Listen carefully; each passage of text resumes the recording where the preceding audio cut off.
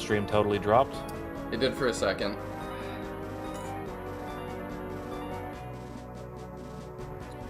It's a big pain. Let's see. Sometimes it smooths out, and sometimes it doesn't. I had a ton of problems the other night. If you're using CenturyLink, that's probably the reason, because CenturyLink is kind of a pile of crap, so... No, I got Spectrum. Spectrum. I'm actually trying to watch the stream.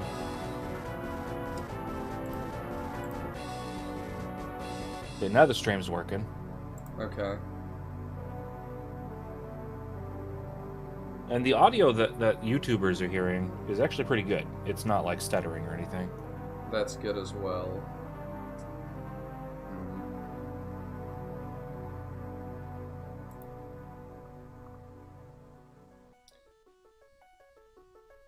It doesn't say we're going up and down anymore. Oh, now it does. Oh, it's because you talked. You jinxed it. Yeah.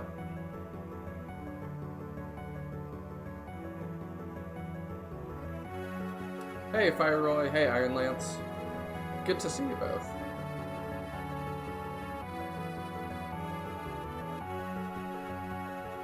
We're trying to figure out what's going on with the internet stuff right now, guys. Yeah. Remember, we had quite a stream one time because I think your internet crapped out, so it just happens. Yeah, I'm gonna have to have like more of a talk with them because for what I'm paying, it shouldn't be this much of an issue. Might have to send a guy out to work on it, but we'll give it a shot. Hope you're not paying like $150 a month. That'd be ridiculous. No, nothing like that. That's good. Hey, Tack. In my area for that, I would have like 1,000 down or something, and I'm like, I just don't know that I need that. Tack's watching the stream. Tack is one of the spiders for Andaron New Dawn, so that's cool. Sweet. Hello. Hello, Tack. Hello, 10-button gamer.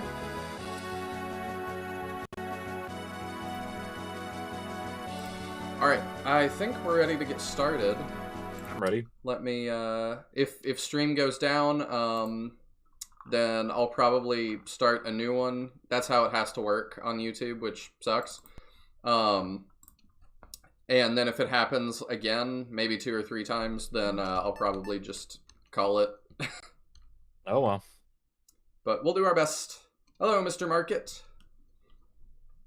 Let me re-pull up chat here. You're fortunate enough to have another day off, Align. Sweet. We are snowed in Texas today, so even if I had work today, I would have a day off today. How'd I like that previous chapter? It was pretty long. I liked it story-wise. We had some great moments, like, what's his name? Teleporting 5 steps away. Yeah, it was a fun one. Chapter 25, Lich's Requiem. We actually did a thing, so when we were making all the chapters, we had all the beta testers, the artists, and everyone on the team sat down for the chapter titles, and we put in our ideas for chapter titles, and then we voted on them in a gauntlet. So you could say that every chapter title is by committee, like the best one we could possibly come up with. That's really good. I didn't come up with Lich's Requiem. I think actually maybe it was Davis, but there were a bunch of people who submitted some really good ones, and I'm very proud of all the titles we came up with. Yeah, it'd be fun to know what some of the alternatives were. Yeah, I'd probably share it sometime, maybe in the final stream or something. Yeah, I would dig that. Snowed in down in Texas. That would make sense up near Canada, but man. Well, it takes a lot less to snow us in because we just don't have the infrastructure or the individuals like don't have the stuff for it. Like, you know, if you're somewhere like Canada or Washington or somewhere that gets snow a lot, you probably have like chains for your tires and, you know, things are built a little bit different to be able to handle that more often. In Texas, it's much more geared towards handling heat than cold, so it takes a lot less cold to shut us down. Yeah. Early the next morning, Jakka and Darius returned to Kadim. This time, they plan to bring the entire company along. While this may cause them a few issues, they want to be ready in case their attack on Kengax goes south. Even after they assassinate the king, they will still need to clean up his remaining loyalists and supporters.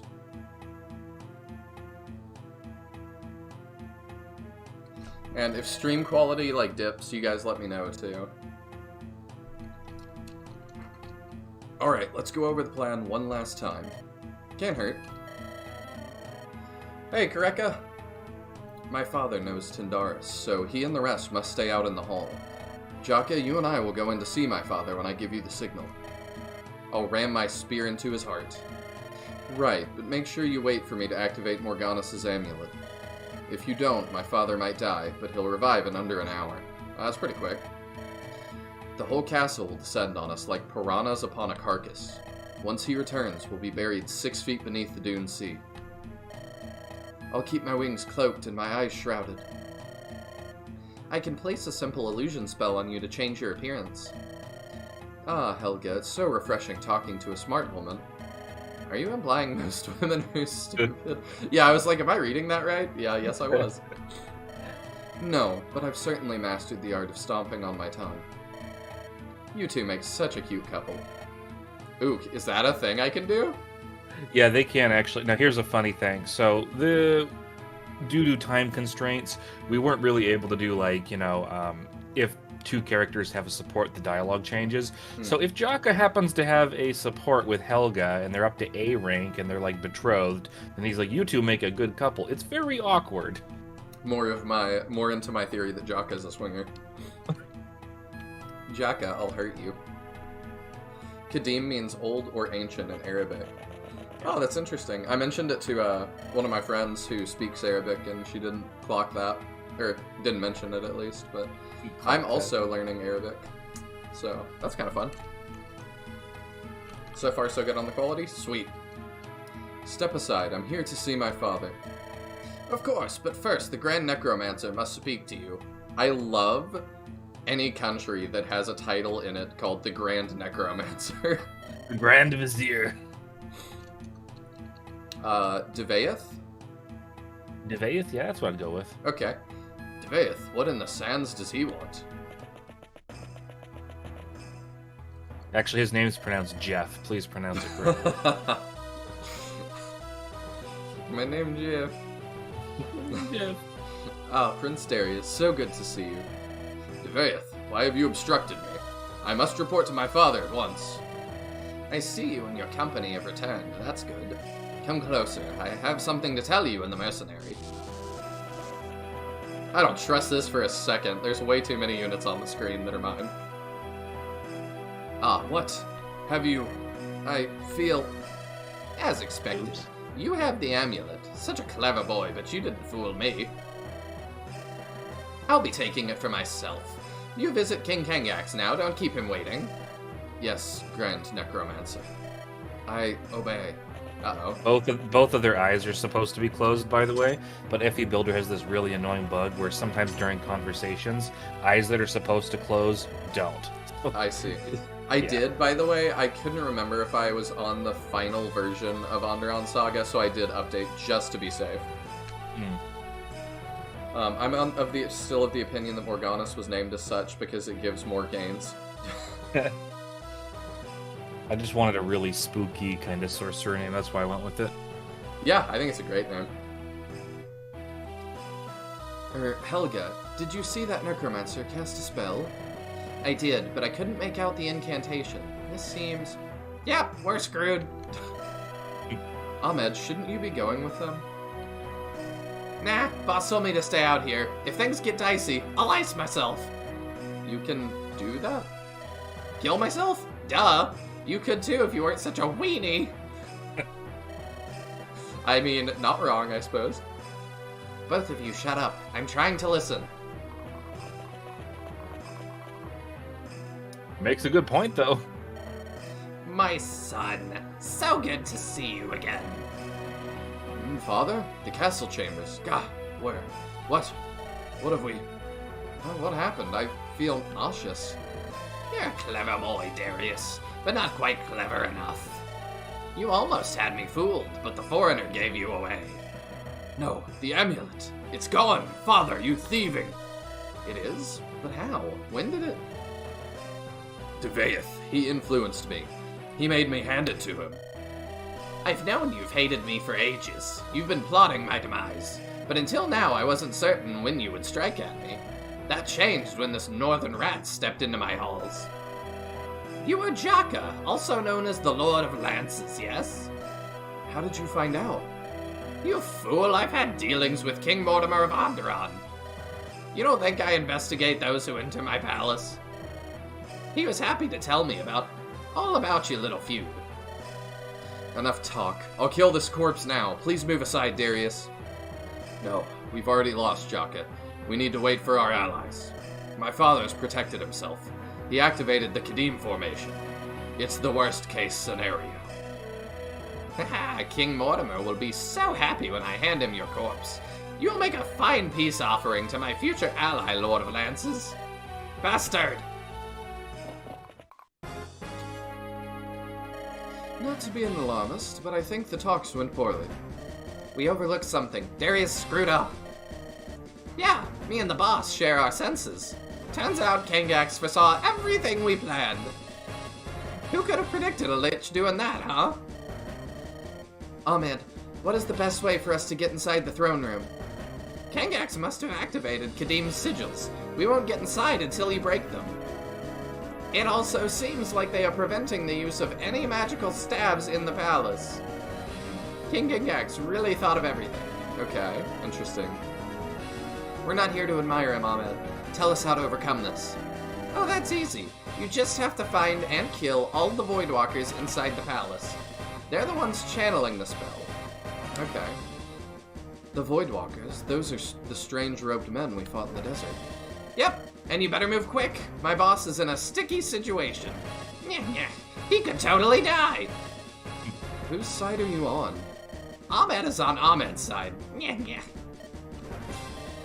Say, would one of you like to crush my skull? The boss can't recall me until I'm dead. Didn't you say you could do that yourself? Yes, but the great Meta is a little squeamish around death. It's so final, you know? Such a morbid thing to think about. Well, any takers? Ahmed, nothing would make me happier than shutting you up. Thanks! I love that interaction. I remember if it was Ming's idea or my idea to have her kill Ahmed, but it was definitely his to add the thanks. That was good. Warning, Jakka is trapped in this chapter and won't have access to the convoy. You also won't be able to use any magic stabs initially, so plan ahead accordingly. Okay. Okay, so in this chapter, elixirs are your best friend. You're gonna want elixirs on everyone because you cannot use any staves. I assume you had a save state. You said you had saved up and ready. So. Yep. Yeah. So I'm assuming you set this chapter up with staves because you hadn't seen all the dialogue yet. So Correct. Yeah, you're gonna want to swap out staves for elixirs. When you beat the Voidwalkers, you do get access to staves again. So it's not a bad idea to have them. Okay. I mean, I'll probably do that, and just put elixirs on, like, my healers and stuff. Let's see. Yeah, Mr. Market, I remember the draft race, but I don't remember how Ming screwed himself. That was too long ago. Let's I was see. watching all 4 people during the draft race, so I don't remember it. Ahmed is Kangax's Grand Vizier. I hadn't thought about that. I also didn't use the stuff that upgrades Khan. I didn't know who should take that. That's a good question. It really depends on who you're going to be using in the end game, I guess. Obviously, anything that's heavy, any kind of like axes and dark magic, and you got a lot of dark magic users, so. You said axes, so should I just use one on Rolfnir real quick? I don't know. What's Ralphnir's con? Wasn't it like 16? It's pretty high, right? Yeah, I just don't know who else I'd give it to. 15? Yeah, I don't think he needs it. He's not going to be wielding any really super duper heavy axes. Okay. Even Ragnarok, what's the weight on that? Like 20? Probably. Let's see. Yeah. Yeah, 20. So that weighs him down by 5, but it's also a brave axe, so it's kind of like, you know. You know, I think he really needs it. I think also- Amelia's a really great case for it because she has such low con and she's wielding really heavy tomes. Amelia? Sure, we'll do that real quick. Just to open even more slots. Because, yeah, her She con only is has 8 con. So getting her up to 10 is at least a pretty substantial boost right there. I mean, I could get her up to 12. But that's only going to help her with, like, I think Nosferatu. I don't think Ruin weighs too much, does it? I don't think so. What about Bart? He's got 10 too. He should be fine. What about Sham? Sham. I don't know that we're gonna keep using Sham, unfortunately, because he's gonna be really good during the Windlands chapters, which is just in a couple chapters from now. So. Yeah, but we really want to take Varg, so I think we drop Sham for Varg. Okay, that's fair. Yeah, go ahead. And then, because my thought is, we're gonna have to start dropping some people just because there's a lot of people we like. So we're gonna drop Garum, because he's kind of fallen off and has not been plot relevant in a while. Yeah, Garum, Bjarki, they don't have any plot relevance moving forward. Yeah, Bjarki's also good enough that if we want to bring him back, we can pretty easily. Let's see. You said we should keep using Jesse. Yep, for sure. So, yep, we'll bench Sham, bring Helga. And then, I'd like to bring Dawn, but she's another one that I'm like, I don't care too much if she's not relevant in the chapter, because she's strong enough we can just bring her. Generally speaking, on any given run, you'll use either Dawn or Isabel. You don't usually need to use both, because one of them has the Dawn collar, and then you don't have a Dawn collar for the other one, so it's like, you know. Generally speaking, Isabel's a better unit than Dawn, but Isabel does require a little bit more training to get promoted, so. Alright, so I think we're good. Do I need to give an elixir to Jakka? Yeah, sure, why not? Okay. Yeah, he's gonna be, well, I guess he's got the convoy, but it doesn't really matter. You can just give it one. Well, it said he doesn't have access to the convoy. Yeah, you don't need a torch on Darius, though, so. Alright. Give them an elixir, give torch. And let's also take, Oh, that's right. You actually don't have access to the convoy on this chapter, I don't think, until you, the reason for that is so that way you can't do, like, a rescue trade shenanigan thing. Yeah. With Morgana's amulet later on.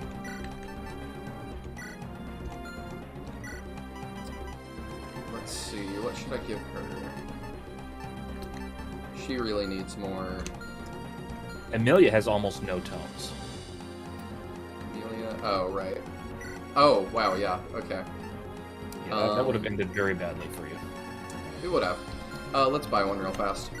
Ooh, what's the tome that's effective against horses? The dark tome? Don't remember. Let's buy a flex, though, because we don't have one. Okay.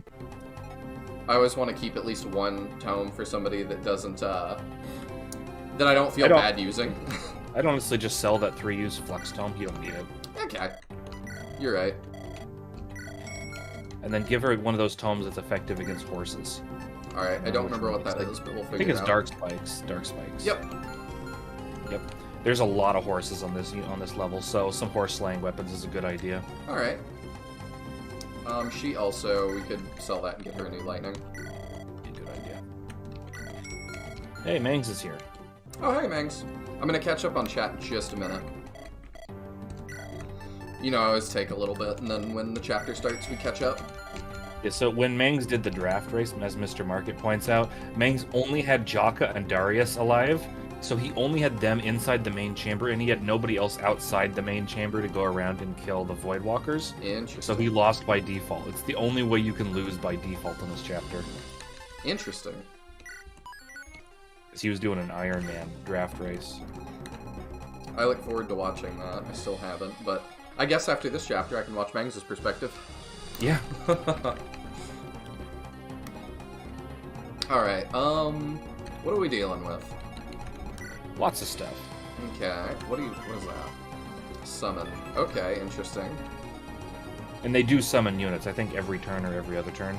Okay. Might be a little bit different, because you're only on normal mode, so things are a lot easier.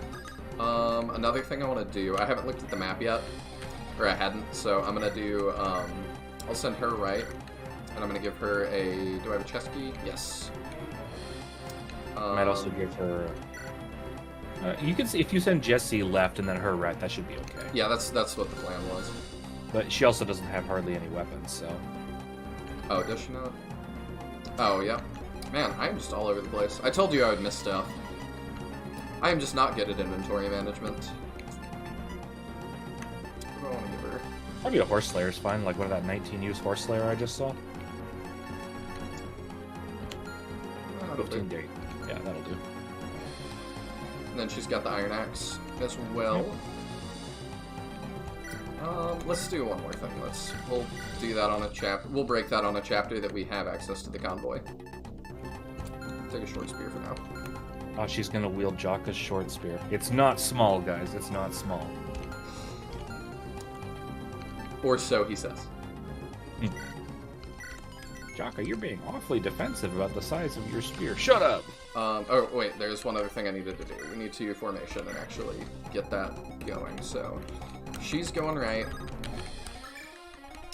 Let's build our little party here. Yeah, Jessie definitely needs to go left. There's a lot that's down, huh? Oh, Devaeth is down there. What has he got? So, actually rushing towards the south is very difficult. I don't know if it's doable. It's probably, yeah, it's probably doable on normal mode. But on the higher difficulty modes, you will die if you send anyone, like, directly south.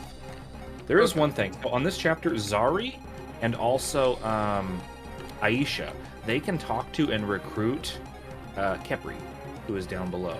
You see Kepri? I see. Sure she is. Okay, yeah, we'll make sure to do that, because Kepri is adorable.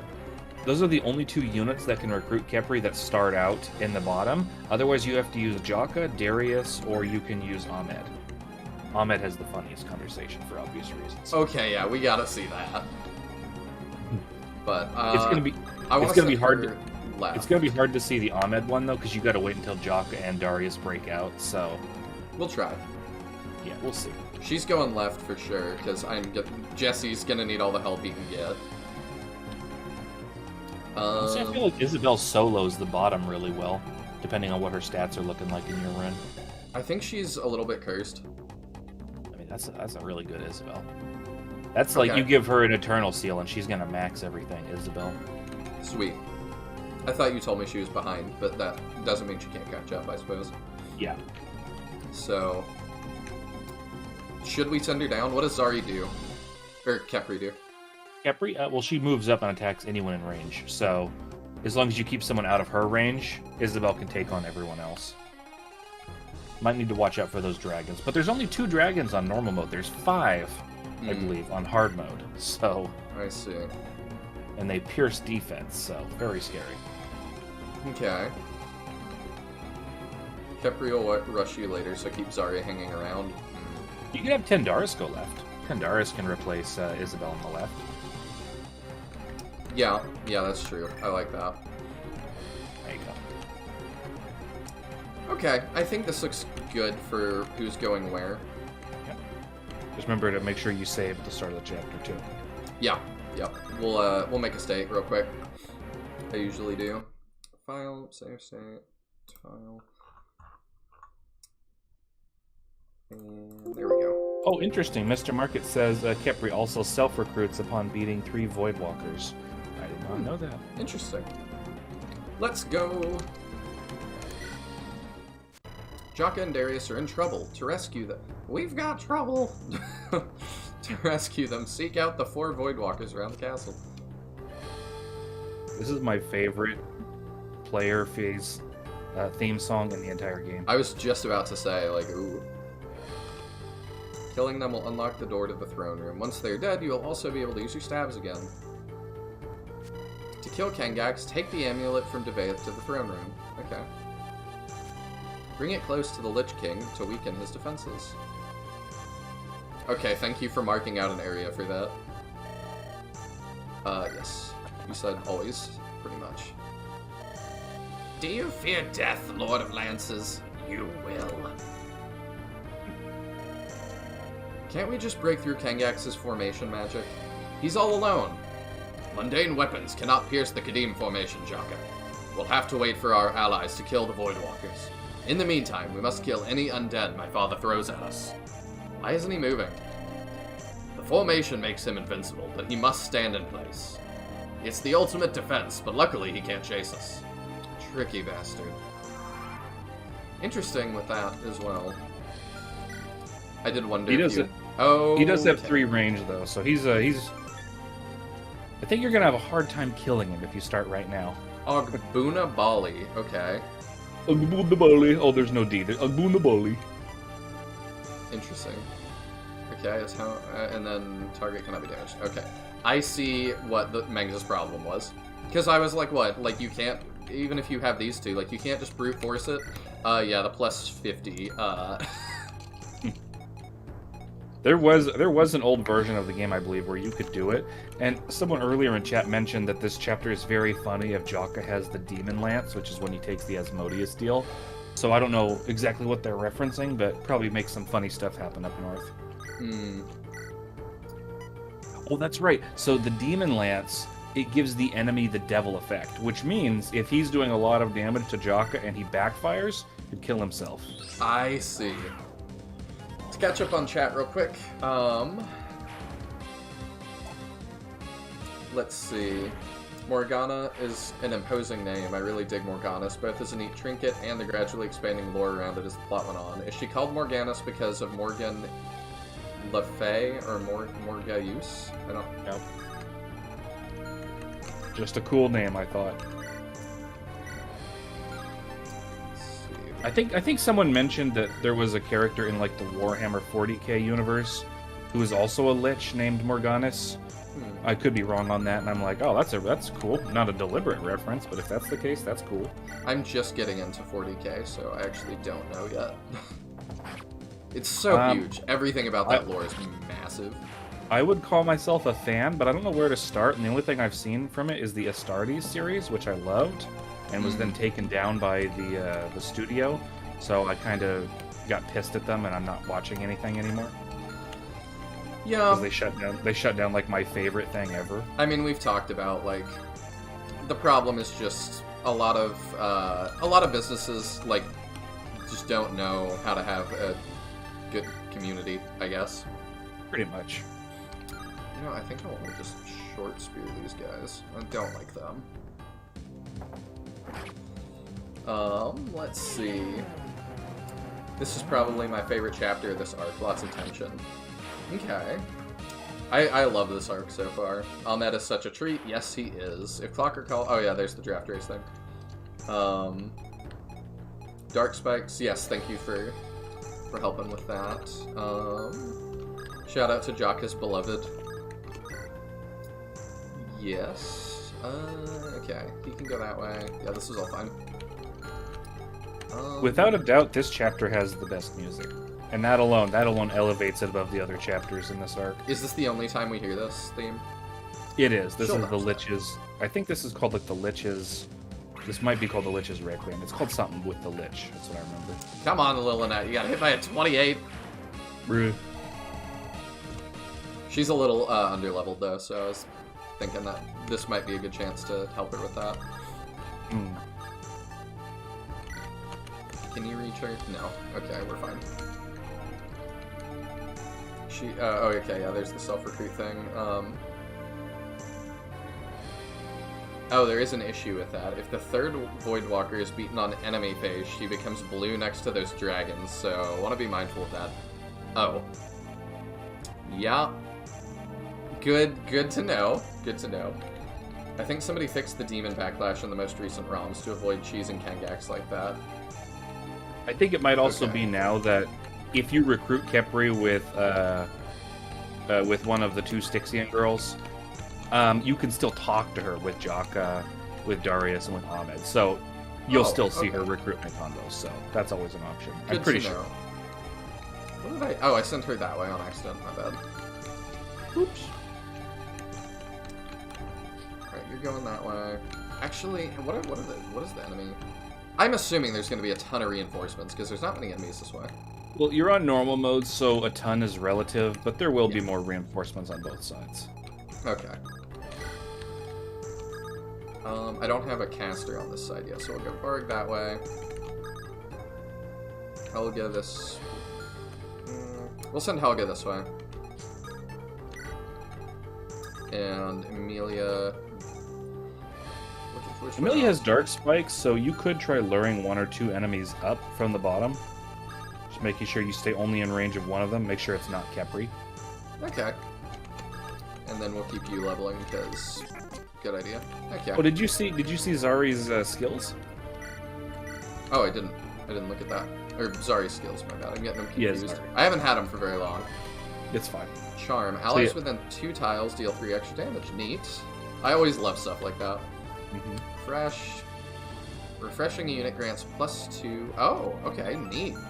So you know what that means? That means if you dance a unit and the unit stays within 2 tiles, they actually deal +5 damage. I just want to see that what this turn. looks like. Yeah, real Yeah, not very good. I'll give you a little fun hint, though. If you send Ahmed up to attack him, you get something funny. Alright, let's do it.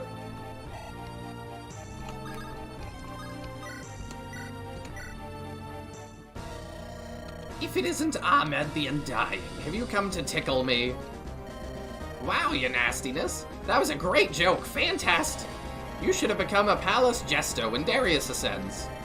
Oh, whoops. You won't be able to do that once you're dead. Unless we revive you into a new undead slave body. I was just thinking that, like, couldn't we do that? Then you and me can be undead battle buddies. That'll be fun. Yeah, you flap your lips far too much, Undying One. But your nastiness, I don't have any lips. Yeah. I keep waiting to make a burr sound, wanting to make a burr sound, but I simply can't.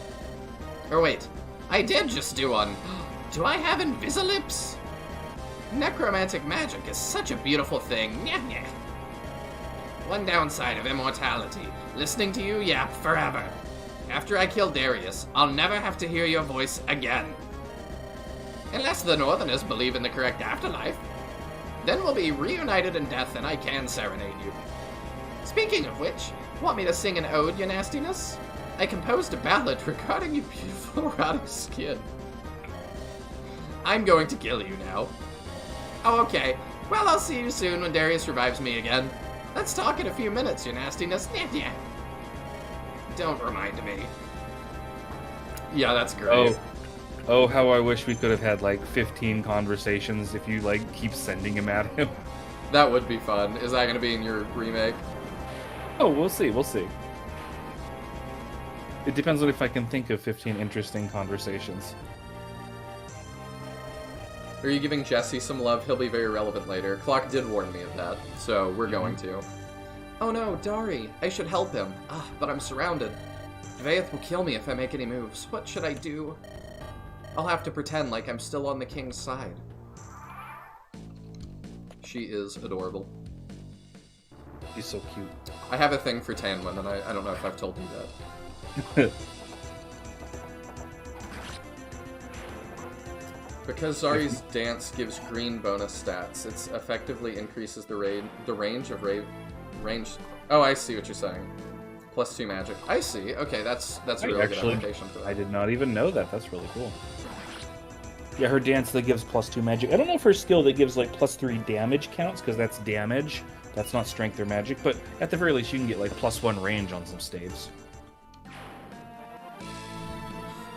A fun thing outside of stream too. I got back to working on 3 houses again. Oh yeah? Yep, I'm trying to finally get it finished. The only ones I have left are Blue Lions and Church Route, and I'm almost done with Blue Lions. I'd make a comment, but I've never played 3 houses, so I'm super unfamiliar with it.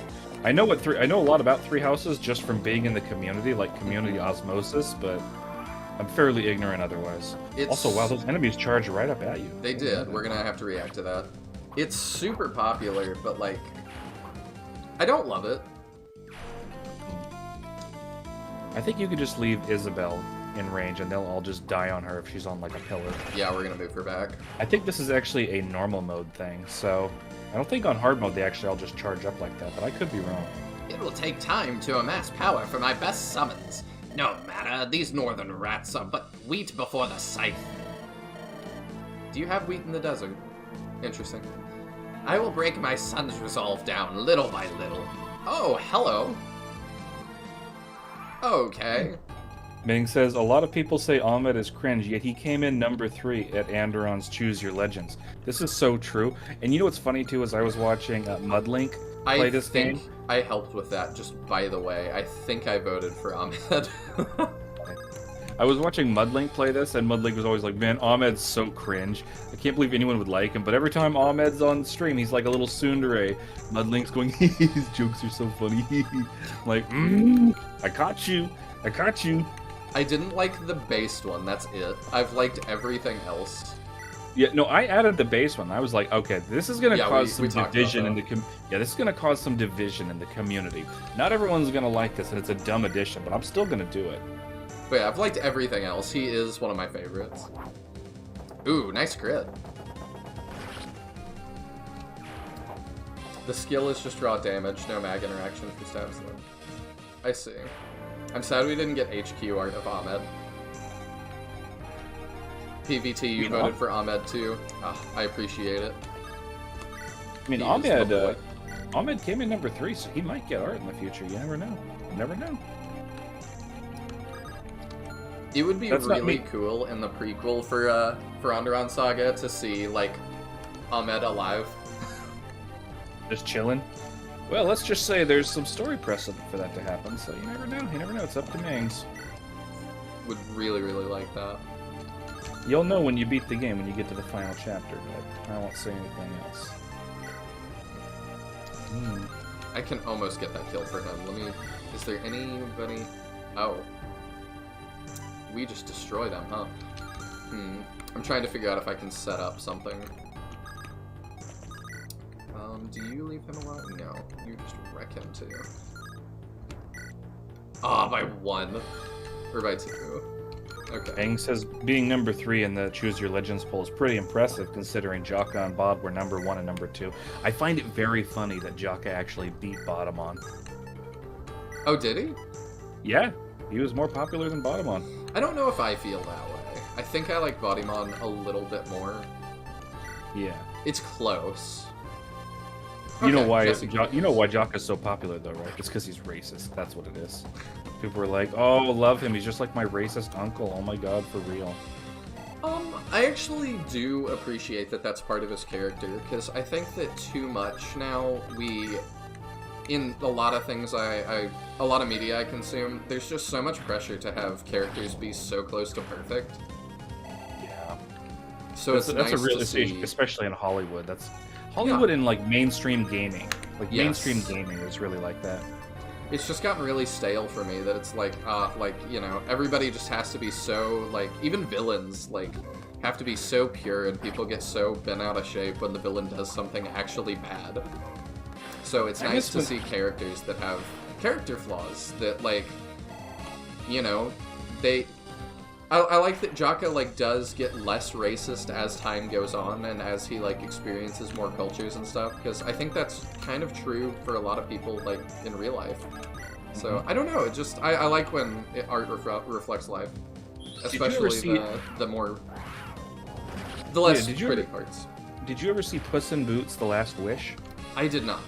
I heard a lot about it, though, because I don't think that you couldn't not hear a lot about it.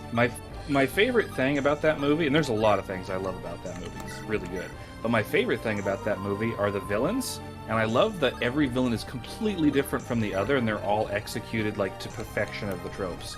You've got the force of nature villain, literally death. Like, he's a force of nature. You can't kill him, you can't beat him. So he's kind of like Sauron in that respect, from, like, Lord of the Rings. So he's a lot like Sauron. Then you've got your just evil guy. Like, he's just evil. He doesn't care about anyone. He'll stomp them. He doesn't get redemption or anything like that. He's like Jafar, basically, from Aladdin. He's just super duper evil. And then you've got the villain who's like a villain, but she gets like her heart, it's just like there's something messed up inside of her and it gets fixed in the end. And I appreciate that all 3 of them are completely different tropes and they're all done well. I feel like the force of nature type of villain, like Sauron, though, has been really disappeared over the years. Very much. Like, every villain is a little bit too 3-dimensional, and I'm guilty of this too. I like my 3-dimensional villains, but there's just something really fun about just someone who wants to come there and just kill a bunch of people, and you're like, wow, what's your motivation? I just like killing. Like, oh, okay, well, you know, I mean, I don't like that, but I respect it. Yeah. Yeah, there's a lot that we haven't gotten as much. Okay, sweet. I'm also, like, we gotta quit using Sham as well, just another thought, because Darius is, I think, gonna stick around, because I love necromancers. Darius has some good dialogue, too. I think you'll want to use Sham for the one Windlands chapter, but aside from that, you could probably skip out on him. I mean, he's really strong. He's a good unit, especially once he gets his regalia. It's good to see it. Crimson Filster. That animation's nice. Wow, we don't do like any damage. That's not good. Miss? Maybe? Hey! Oh, Sweet. hey. Jakka isn't necessarily racist, he's just really skeptical of everyone. Keep in mind, he's used to keeping Bod out of trouble. He's a freaking skeptic, dude. A YouTube skeptic. I see. So, Mangs, are you saying that, like, he kind of just refers to that because it's, like, a reason to be a skeptic of someone? Like, he'll use whatever. If I hate your villain on a moral level, you've made a great villain. Yeah, I really feel that way about, like, when Game of Thrones was at its peak. I remember seeing stuff about, like, at conventions, the actors for, like, Joffrey and Cersei were getting, like, snubbed at conventions because fans were, like, really didn't like them and were having trouble separating. And, well, that sucks a little bit. Like, you gotta feel good about yourself as an actor that you're, like, I've portrayed such a great villain. And, like, yeah, I would just kind of give him a slow clap. Yeah, I watched an interview with the guy who played Joffrey. I forget his name, but he was in a classroom with like 30 other students, and he was up front, and he was with the teacher, and the teacher was having everyone ask him questions, and he did like a big Q&A with everyone in the audience, and he was talking about how every time he would go to conventions, there would just be like one or two people who virulently hated him with every fiber of their being. They were like, you're just like a worthless POS, blah, blah, blah. And then he'd talk to them and be like, well, I don't know if you need to talk like that. And he has like a British accent, so he comes off really pleasant. They're like, oh, you're actually like a totally nice dude in real life. I have made a grave mistake. Yeah, the accent thing is crazy to me too. Like something, another series I hate, but I give a lot of credit for, the Star Wars sequels. When you listen to people like Daisy Ridley or, what's his name? Especially John Boyega talk in real life. Like, the accent is so thick that I'm like, the fact in those movies that you don't have that accent is really impressive to me. Yeah, they put on a convincing... Well, you have to understand the American accent is an accent. Yes. So, you just gotta learn how to talk like the Americans do. Very much so. Just very blunt and ugly. Other cultures, like, have pretty flowy words, and ours are just like... I don't know, amygdala or whatever. Can I use my credit card? Hello, I am an American. I am going to use my credit card. Anytime somebody does, like, the American accent, I just think it's so funny. It's funny when people make fun of your culture. To me, at least. It is. I love it. My favorite part about Game of Thrones was actually Tywin Lannister. He's easily my favorite character in the entire series, and it's not even, like, close. Not even close. I'm also very glad he died at the point when he did, because he died before they got to ruin him. Yeah. Huh? Yo, you got the secret event! Secret event? What does that mean? I don't remember what the secret event is for this chapter. Let's find out. I saw it spawn something over the top right. Secret scroll. Okay. That's it. I thought there'd be more. White shard. Okay, there you go. Okay. You just get like a couple stat boosters. I mean, hey, you can't go wrong with that. Make sure you kill those thieves first so they can't steal from you. Yes. Jakka's growth is pleasantly organic. Yes, that is another thing that I've really enjoyed. That, like, it's hard to do character growth as well, I think. Yep, we'll just delete you real quick. So earlier on in development, I actually had this idea that Jakka's racism would stem from his father being killed by, like, Timaean or something like that in some earlier war. Mangs decided we would scale that back, and I came to agree with him because it makes Jakka's racism too, how would you put this? Like too serious, like it can't be worked out over time, not in a realistic manner. Whereas it's also a lot funnier when you find out his racism is just because his dad told him bedtime stories about the scalies eating babies. And he's just like, oh my god, that's horrible. He just believed it. Mm-hmm. Like it's funnier that way. He hits pretty hard, huh? We'll deal with him. Do you just kill him? No. 56.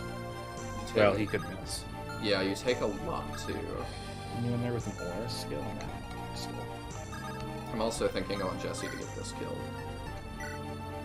Ooh! That's really good. Ooh. You don't move, do you? No. Okay, perfect. Yeah, Jesse can get that then. Excellent. Jakka... Oh, wait. There's certain level of terror with a villain who just shows up and kills people with no rhyme or reason that can't be accomplished with a more three-dimensional villain. I feel mixed about it. Because I do like three-dimensional villains a lot. To do the Force of Nature villain, you have to really... Oh, very nice crit. You have to do it really well, I think. The problem is, a lot of times when you have and I air quote here, that was a terrible level up. When you have a Force of Nature villain in like a popular modern movie, you know what you end up with? You end up with a Marvel villain that's just like a gray blob. They're not really even a force of nature, they're just like frickin' boring. Like they don't have anything. There's nothing interesting about them. Very much. So they act like they're a force of nature that cannot be stopped, but really they just have no personality and they have no character in the story, and you're like, why does this even exist? That is how I feel. Jakka let me get to the... Let me catch up on chat real fast. Jakka is suspicious of everyone and kinda rude, so when he meets a sus Tamayaton, he will use words like scaly. I see. That makes sense. Wait, where did all Nihil's hair go? Have you been shorn, I guess? I have. I wasn't gonna bring it up until somebody else did, but yes, I cut all the hair off. I can't tell if he said Shorn or Sham because the R and the N are so close together they look like an M. That's why I stuttered for a second. I want to pretend it's Sham just because there must be some kind of pun in there. Let's see. You get rid of that guy. Oh yeah, have you seen the latest Caroline meme? Okay, I gotta find that for you real quick. That was very funny. Okay. Drawn by Zelda Crafter, who's the spriter for Andaron Saga. We are getting a lot of really low percent crits. I am living for it. I do miss hearing transatlantic American in some movies. It's eccentric. I'm not sure what you mean. I DM'd it to you, and what you can do is you can wait till we beat the chapter, and then we'll have a look at it. That sounds good. We'll do a meme review. I was about to say, we'll have our own meme review. Tiadrin makes some memes for the channel sometimes that are pretty funny. Villains that show up and kill people mainly work for me when there's some kind of strong air of mystery or something to figure out. Yes. I think it works when you have the villain like that, when I do want to like figure stuff out and like... Watch out for Kepri. Are you in range of Kepri? I don't think so. No. Okay, you're good. You're good. Thank you for reminding me though. Just want to make sure you're not like blasting her. I was like, I figure we're far enough. What's the save state again? Shift F1? Yep, Shift F1. I'll do that just in case. I still think Jakka's support with Jaheira is fantastic. Him owning how he's been all this time towards Samayatans and getting better, albeit for some Dracussy. Yeah. Dracussy. Yeah. I mean, that does seem to be, like, looking at stats, that does seem to be a popular motivator for changing. Yeah, Marvel's a pretty good example of how not to do most things. I've not been subtle that I really, since the beginning, have not liked the Marvel movies because I just feel like they're all kind of the same, even when they really shouldn't be. Like, they just very much fit the same, The mold. Yeah, the same mold, even when I'm like, it doesn't really fit. It feels like they kind of force it to fit.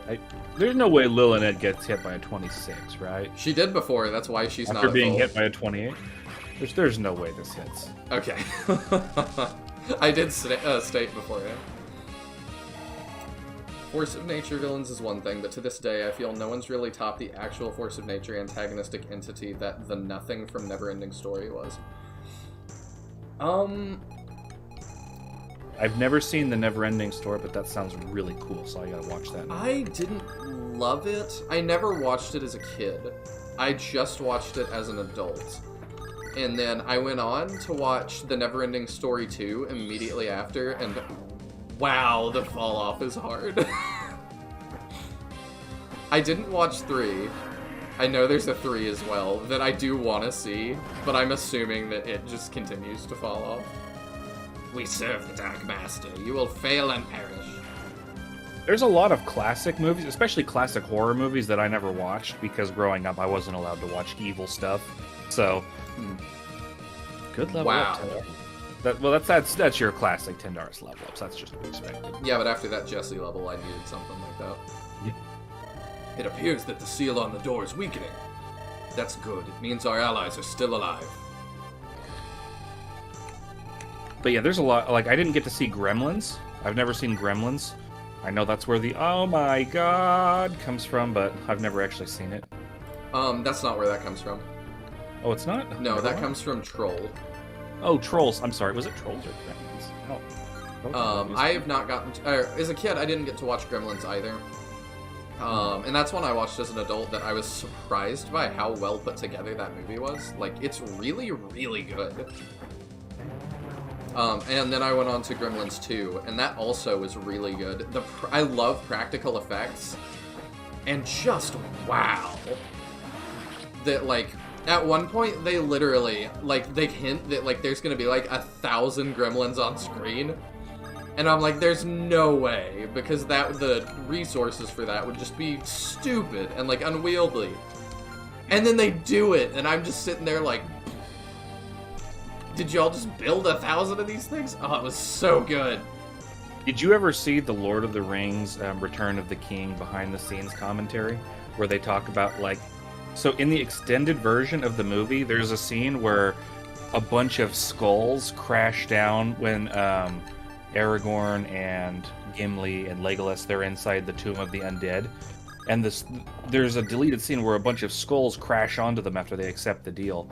And originally they were going to have 100 skulls crash on them, but they found out that was like nothing. So then they needed 1,000 skulls. Then they needed 10,000. Eventually they had 100,000 of these skulls, and they had to handcraft each one. It's not visual effects. So they really sick. made it. I love that. And then they didn't put it in the movie. They didn't put it in the movie. It's in the extended edition only. But the funny thing too is there's another thing they did where it was like that, and that was with the chainmail armor. They had to make all the chainmail armor in the movie, and when you see like 1,000 actors lined up going "Ah, ah," on their horses, and they're all wearing chainmail, those are real actors wearing real chainmail that they actually had to make, link by link by link.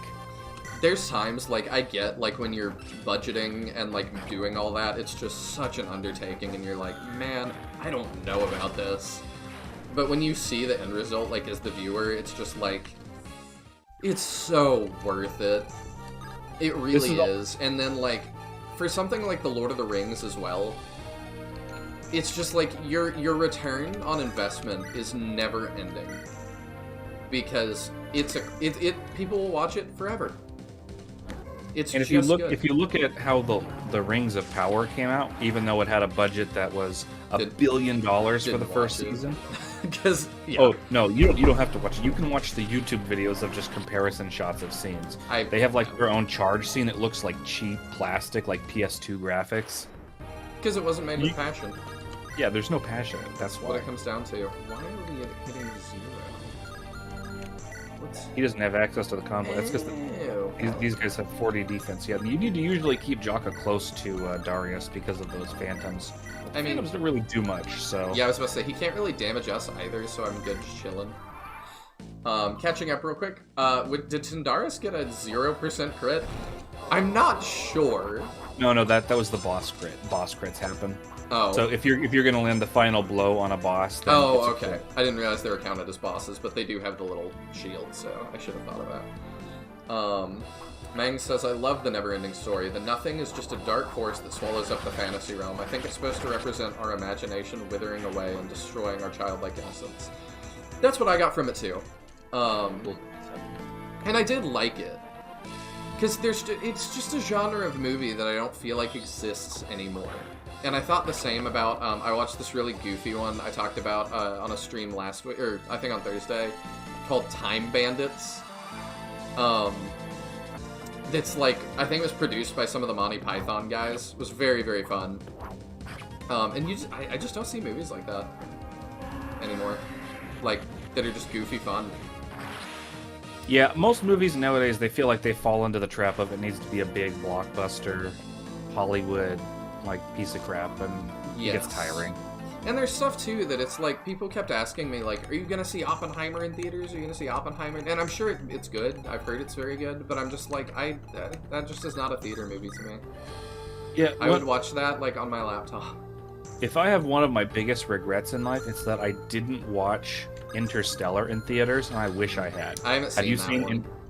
Interstellar is such a good movie, and like heard. some of the scenes seem like if you were to watch them in a theater, they'd like rock you to your core.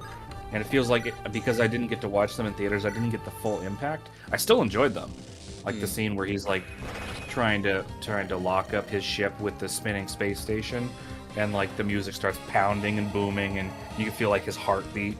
Like that was really cool. You haven't seen the movie, so you won't know what I'm talking about. But there's some really good scenes in there where it's like you can tell, because Interstellar, I believe, was also made by. I'm actually going to look up the credits so I don't sound like an idiot. I'll catch up on chat real fast while you're doing that. The villain in Neverending Story 3 is Jack Black. That's the only relevant thing about the movie. Really? Oh, I was right, yeah. Was he just starting? Or, like, why did that happen? Oh, hey, perfect. The villain in Neverending Story 3 is Jack Black. That's funny.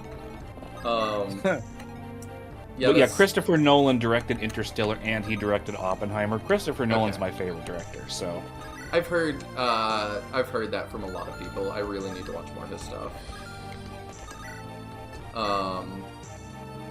Christopher Nolan, to me, in the 2000s and 2010s and 2020s, is like Steven Spielberg was in the 80s and 90s.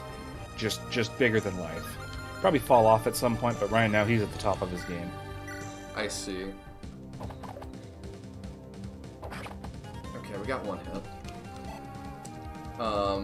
Let's see. That's probably the right interpretation, Mangus. Mangs nailed it. Works well because it's allegorical. The movie itself makes it way more dire and dramatic than it sounds. Yeah. As an adult creative, my imagination withering away does feel dire. Yeah, it's hard sometimes to not get complacent, I think. Like, it's something, it's like, I don't know, a lot of these things I think are things that you have to kind of nurture, and like, I've talked with friends about, like, how excited I get about things, and I've had friends tell me, like, you know, I don't get as excited about anything as you do. And I was like, you know, it's a choice. It really is. I just choose that, like... Choose to get excited? Yeah, I choose to let myself, like, get really hyped about stuff, because it's fun. I'd maybe move Jakka down onto the other pillar, and then equip the javelin when he heals. That way he could take out some of these mages. Yeah, probably right. Move Darius more towards him and hand summon Ahmed. There we go. Did Mofo just get the secret event? I did. Is it just the 2 thieves spawning? Yeah, it's like a little extra bonus. I have a question for you, Niall. Real quick, I would love to know the % chance of that as well. All of them have the same % chance, which is 2% per chapter, which is what I was going to ask. How many secret events have you gotten? Because I seem to remember like 3 or 4, maybe even 5. No, that was the first. That was the first? Yeah. You sure? Yep. I've never seen that box pop up that says secret event. Oh. Maybe I'm thinking of God, maybe I'm thinking of Spiral. I think Spiral got a few secret events. That's probably what it is. I feel bad for this dancer just rushing by herself. Oh, she's got boots. Bro, Jesse, Jesse, I need the boots. I don't want to alarm you, Jesse. Oh my god, imagine if Kepri turns blue, she runs up, and she kills that dancer. If she's blue, then I would control her. Oh, that's a good point. Imagine if she turns blue and then you stupidly run up and kill that dancer, you freaking idiot. Yeah, I'm not gonna do that. I mean, they didn't call it Rings of Passion. Yeah. I don't... Oh, the dancer dancer is the secret event. Oh, that's part of it. Okay. Sweet. Yeah, we're definitely gonna do that. Also, I forgot to say, transatlantic is what you might hear in a lot of American movies just prior to color television. Citizen Kane had such an accent. I see. I've not seen that one. I know it's like a huge deal, it's a classic and all that, but I just haven't seen it yet. What? You don't know about Rosebud? I don't know. I've actually never seen it, but I know that Rosebud comes from Citizen Kane. I need to watch it. Actually, I don't need to move Isabel down that much. I'll move these two to go deal with the bottom. Oh yeah, we still have Ahmed. Your nastiness. I'm just gonna be a butt to that guy. Yeah, he was just starting. I thought those thieves were base game. Okay, the dancer is the secret event. Sweet.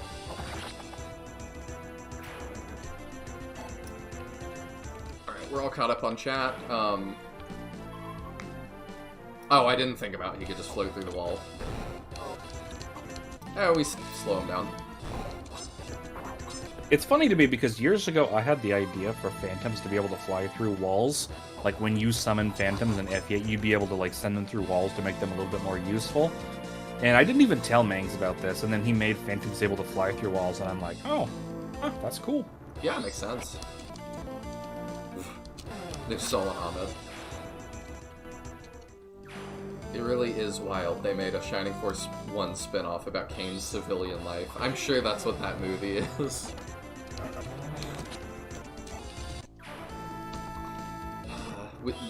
I would love a Shining Force, like, animated thing. I don't know if you could do it in live action ever. The budget you would need would be so astronomical.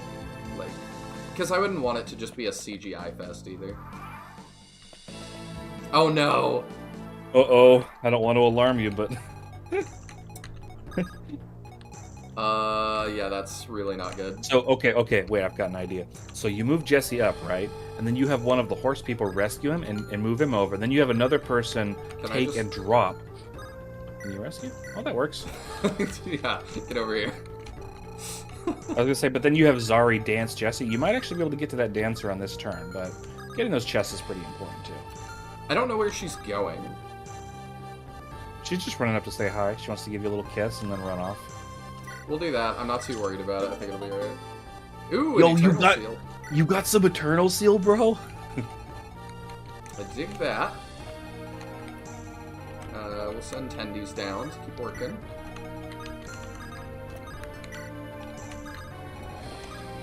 Hey man, you got some of that Eternal Seal, bro?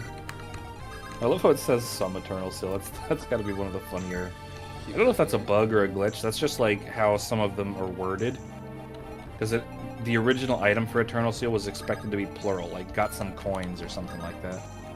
I see. I mean, it's like the joke about like how, you know, how does any of this work? He's in the range of everything, and I don't love that. Let's put him here, maybe.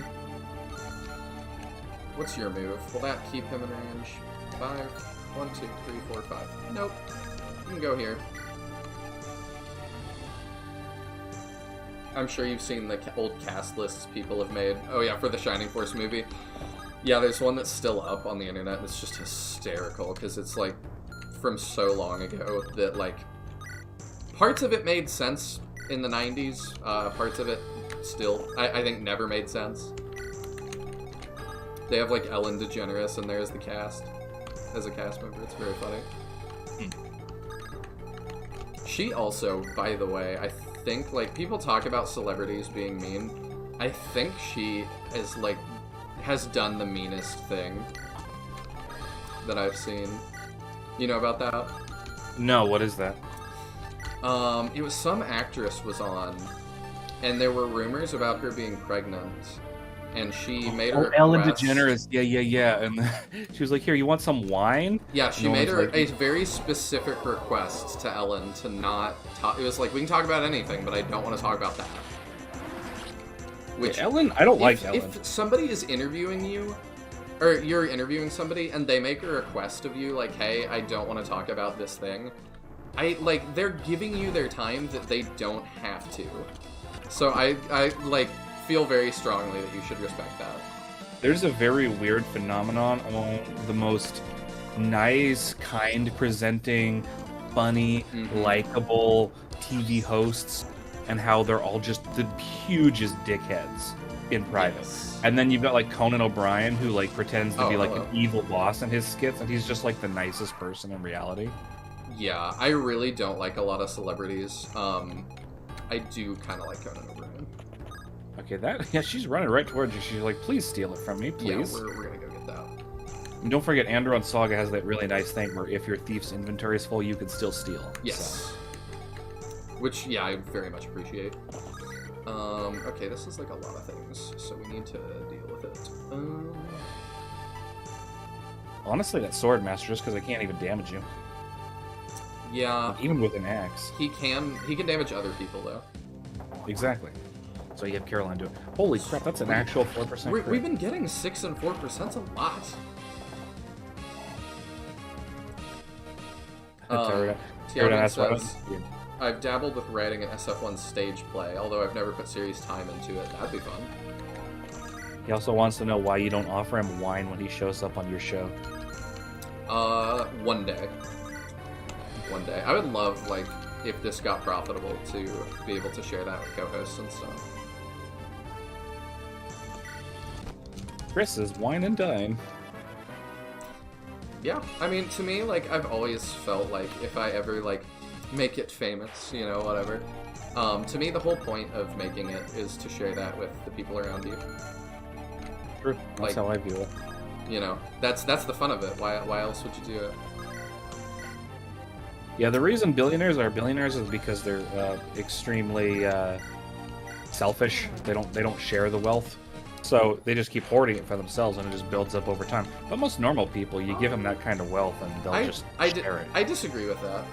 Like, there's a lot that, like, they do. Like, it's kind of crazy, some of the stuff that they do that I think gets ignored. And there's some stuff, obviously, like Bezos's yacht. I mean, have you seen the pictures of that thing?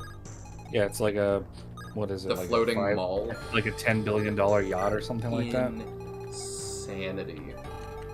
But I also get that a lot more than, actually, who can reach that? I understand that. Oh, he can go through the walls. I see. I get that a lot more than, like, spending that on, like, an item of clothing or something. That's true. Obviously, you never spend $1 billion, but I'm like, if you're gonna buy something that's, like, exorbitantly expensive, like, at least make it something really cool. But I'm just not that into fashion, so... Well, for me, it wouldn't even really be like if you're going to spend that kind of money on something like that. Instead of doing a yacht for yourself, build like an amazing, epic work of art that culturally improves like the world. Bezos has done that. He just, I think it was Bezos, is working on, I forget what it's called. You could look it up. It's like a clock project, funnily enough. It's like this clock that's supposed to keep time for, like, essentially forever. It's built in, like, a mountainside somewhere. I forget where.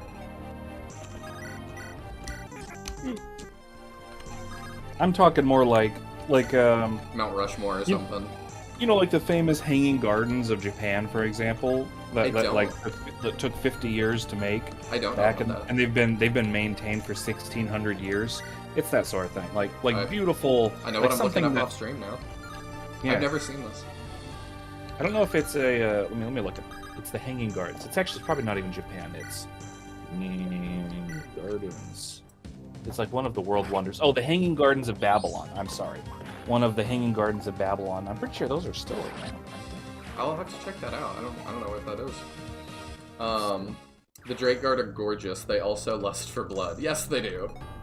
Victoria's Secret Dancer outfit. How'd you train Ralph before getting the Jarl promo? Carefully. Clock told me that that would be a thing if I wanted to do it, so I had that foresight. How did we train Ralph near? Oh, yes. Well, very carefully. Yeah, just last hitting, you know, the way you train recruits. I don't even know if it was totally worth it, but it's a fun little, It was worth it to me just for the fun of it. Exactly. Let's see, who do we still have? Jakka, yeah, you keep chilling. Ahmed, you can keep chilling. There we go. There's so many little quality of... Oh wait, let's see. Probably funny sniper strat. Conan O'Brien being beloved in Japan is the weirdest, funniest fact to me about him. Yeah, it's kind of like John Cena being loved in China. It's just kind of like, how did that happen? I don't totally know. I don't know if I knew Conan O'Brien was loved in Japan. Uh-oh, Tierden called me out. He said the Hanging Gardens of Babylon haven't been around for a long time. I'm thinking of another really famous garden then. There's a beautiful garden, I'm pretty sure is in Japan. Let's see. There's so many little quality of life features in Andaron Saga, like the thief, with the full inventory stealing. It's so much nicer to play than any mainline game. Yes. Yeah, I do really appreciate it. The math checks out. 5% crits happen 1 out of 20 times, attack 20 times, and results.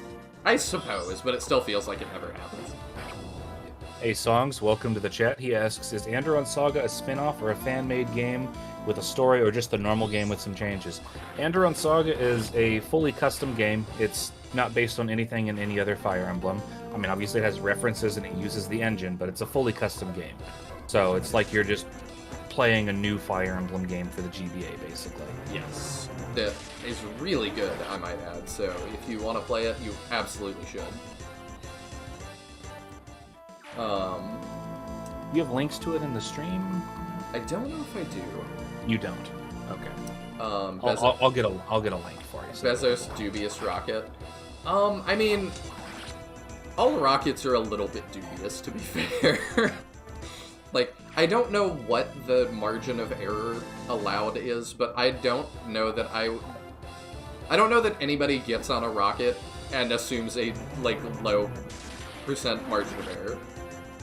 It's just kind of a dubious thing still. I don't think this link's gonna go through, but it won't. Yeah, here's the I DM'd you the link to the Ming's Hack archive, so that way people can download the. I'll make sure that ends up in the description. Okay. And this is for Songs Hungama. Hungama. Yes. Or he's a hungry gamer. I mean, who knows? There we go. You got the boots. Sweet. That's such a good secret event to get, though, because boots are like, they're boots, you know? Yeah, I thought it was really funny that Mang's got the Cursed Boots event. Fishing. Well, Mang's got a lot more than that.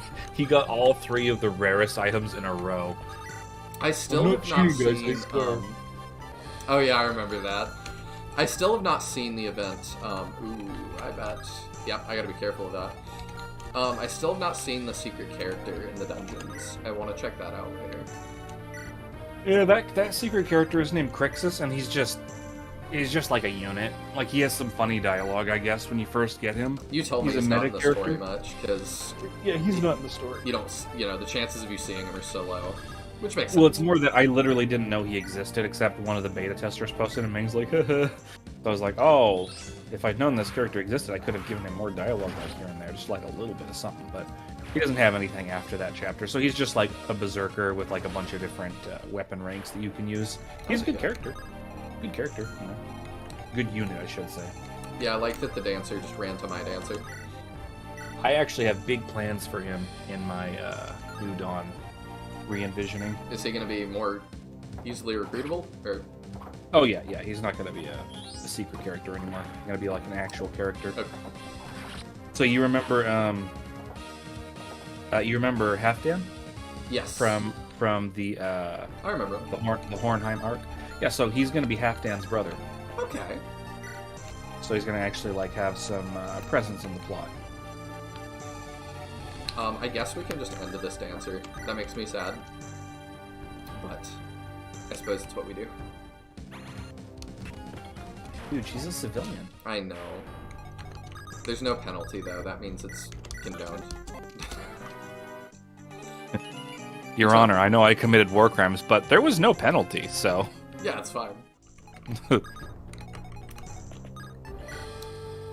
tell me Bezos built a clock? I don't know if it's built or is building.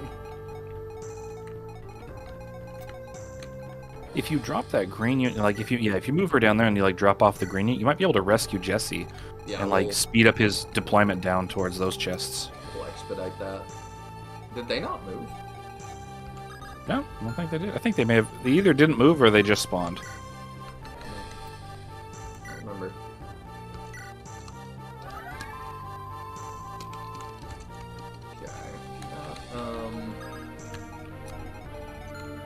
I don't trust her to take hits, so she's moving back. You haven't healed her yet? Does she not have a I think elixir? she actually just got one. Probably should have used that. Oh well.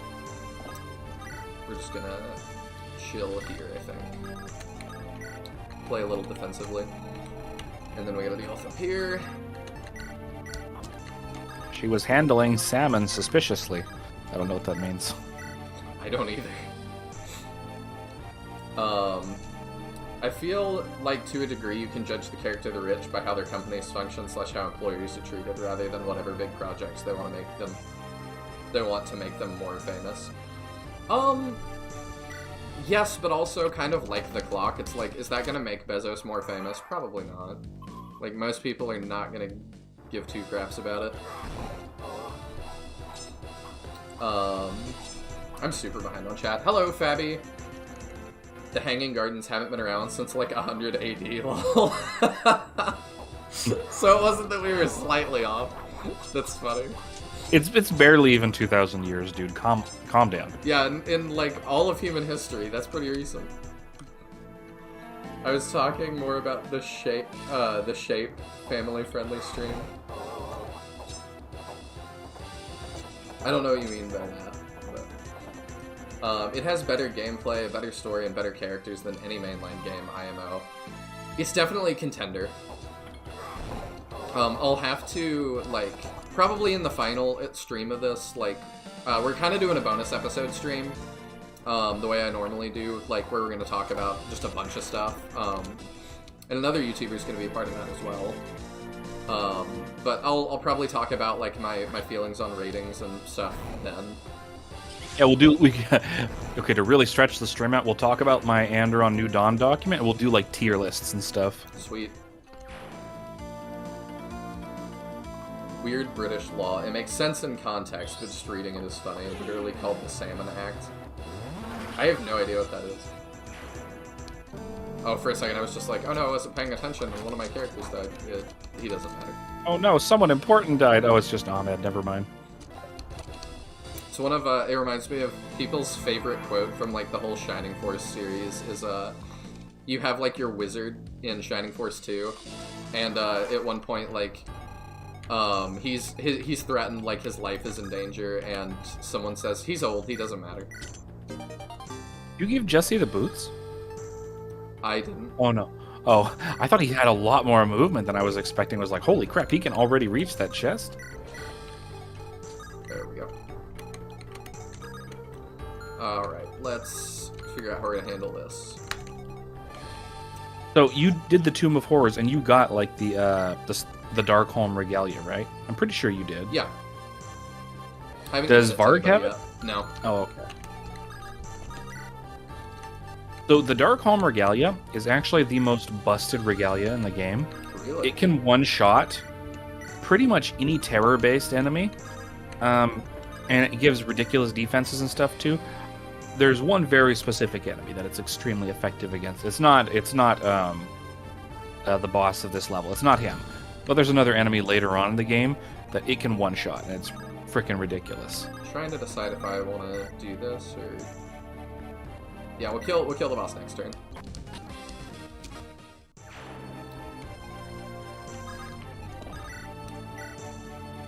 Yep, that works. Tina's doing good. Yeah, I'm really happy with that. My investment here is kind of paying off.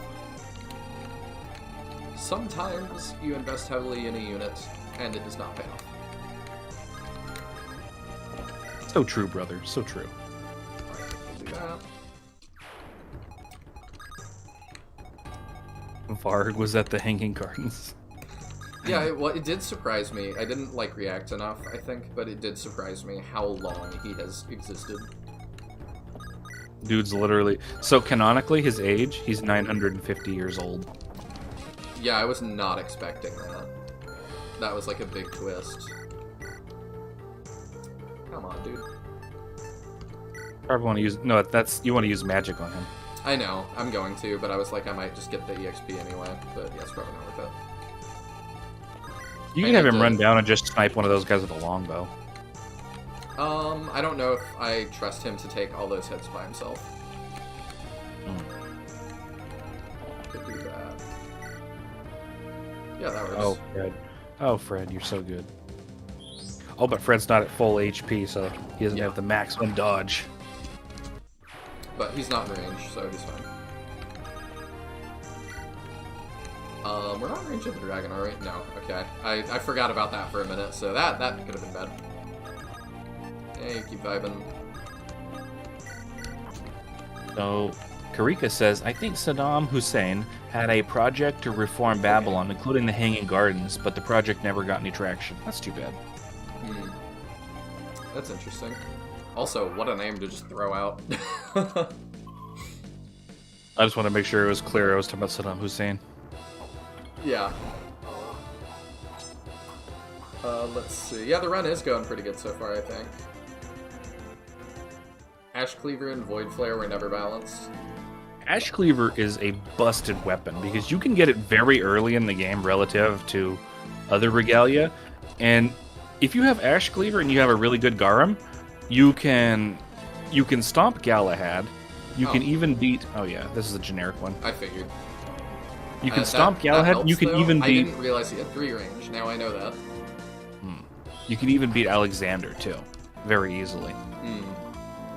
The thing that's crazy to me about Andaron Saga, especially compared to other Fire Emblem games, is that if you defeat somebody early, they actually are defeated. Like they're dead. They don't reappear in the story. Yeah, that's wild. Like, nobody does that. All Regalia in this game can be used by 2 units tops, but like 4 people can use Void Flare. It's nuts. I actually think Alexander, if you kill him, he does still stay in the story and you do fight him later. He just doesn't have his regalia. I could be wrong. Could be wrong. The same. I don't remember what happens, because you gotta remember too, I've been through different phases of the development period, so I've seen phases where something like that happens and then the character just stays around. I've seen phases where we added like a thing where that character will be gone for good. I've seen phases where we considered one or the other and it didn't work. So I'm existing in a transitory phase between all the previous phases of development. Yeah. And I was all like working hard on the story, so I didn't have time to focus on all the gameplay stuff. Hey. The same. The ruins of Babylon are in Iraq. Yeah, it's really interesting thinking about stuff like that, that, like, it just kind of feels ethereal to me, that, like, you know, you just don't think about it. Babylon, like from the Bible, is like a real place that really existed, and it's just like ruins now. Yeah, I mean, I'm Christian, so, like, I think they're all real places. But they talk about, like, the Garden of Eden as well, like, being, I forget where they think that was now. Like, where... They've tried to narrow it down to a couple different places. Ooh. That was an amazing level up. That's actually, like, the best one I think he's gotten in your run. That's it. The seal is almost broken. We only need to hold out a little longer. Alright, they've taken down 3 Voidwalkers already. Master Deveus should be distracted enough by now. I'll make my escape quickly and join up with Darius. Yeah, hopefully you can get out of dragon range. Yes, you can. Sweet.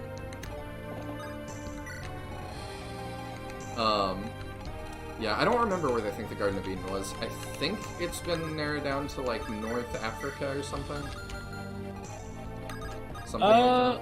I'm looking at it right now, so location of the Garden of Eden. They've got 2 locations. One of them is in southeastern Iraq, and then just a little bit above Iraq in Turkey. There's one that's eastern Turkey, which is just above northern Iraq. So It's around the area of Iraq. I see. Yeah, it's fascinating, like how This is how from important- BibleStudy.org.nz, by the way. So I'm not Okay. claiming this is like, you know, super like perfect or anything like that. I mean, that is like a source I would potentially trust on that, having never looked at that. If they know about anything, it should be that. You have the one job. Yeah, that'll be fine. It's fascinating, like, how important that part of the world is to just so many people. Like, it's just crazy how many things are in that area. Erika says, if I'm remembering Saturday morning Christian cartoons correctly, it's believed Eden got flooded and is now beneath the Tiger and Euphrates rivers. Could be. But also, I feel like we've learned so much since then. Like, it's crazy to me, too, how much, like, has changed in the science TM trademark, you know, since I was young. They tell me Pluto's not a planet anymore. Sucks. More of a technical thing. That's Still like, not over it. I think it should be a planet just because we've always considered it one, and it orbits the sun. It doesn't orbit another planet. And it's like almost the correct size to be a planet. You might as well just make like one exception. But I also understand like scientific integrity. They want to make sure that everything that's classified is, you know, like there's no exceptions. Like you figure out. In my own repository, for example, there were a lot of times where I had just like this random animation that didn't fit in somewhere, and I'd have to make an entire exception folder for it, or I had to find a way of classifying it with others. Mm-hmm. So here's one example. So you've got like your fighter animations, right? Fighters wield axes. But what happens if someone makes a variant fighter that only has a sword? Does that go in the sword folder, like with Myrmidons? Well, that doesn't feel right. Or does it go in the fighter folder with other fighters? But it doesn't have an axe. So eventually I came up with the idea of types, like fighter type. And then fighter types can go in with the fighters. This is being very technical, I understand. I think Shining Force does that as well, because I've said before, like, there's a centaur, and there's only one that has, magic. Magic? Yeah. Yeah. So he's got it's like, oh, he's a knight, but then, like, he's in, like, some hidden subcategory of knight that he's the only entry in. Diego points out, Pluto isn't a planet for one reason. There are over 40 different asteroids in the asteroid belt that are bigger than Pluto. So do you want to teach children the 47 planets? I think that's a fair point, but I don't know. My life is void. Death will not cause me to fear. Sorry that happened to you. That's the fourth Voidwalker.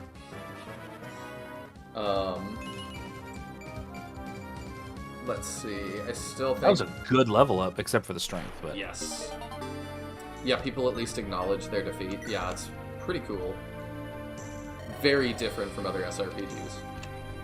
Let's join up with our allies. Alright. What? Devaeth, you useless imbecile. What are you doing out there? You may now use stabs again. Bring the Morgana's amulet into the throne room closer to Kengax. This will make him vulnerable. Thank you for re-showing me that. I was actually thinking about that.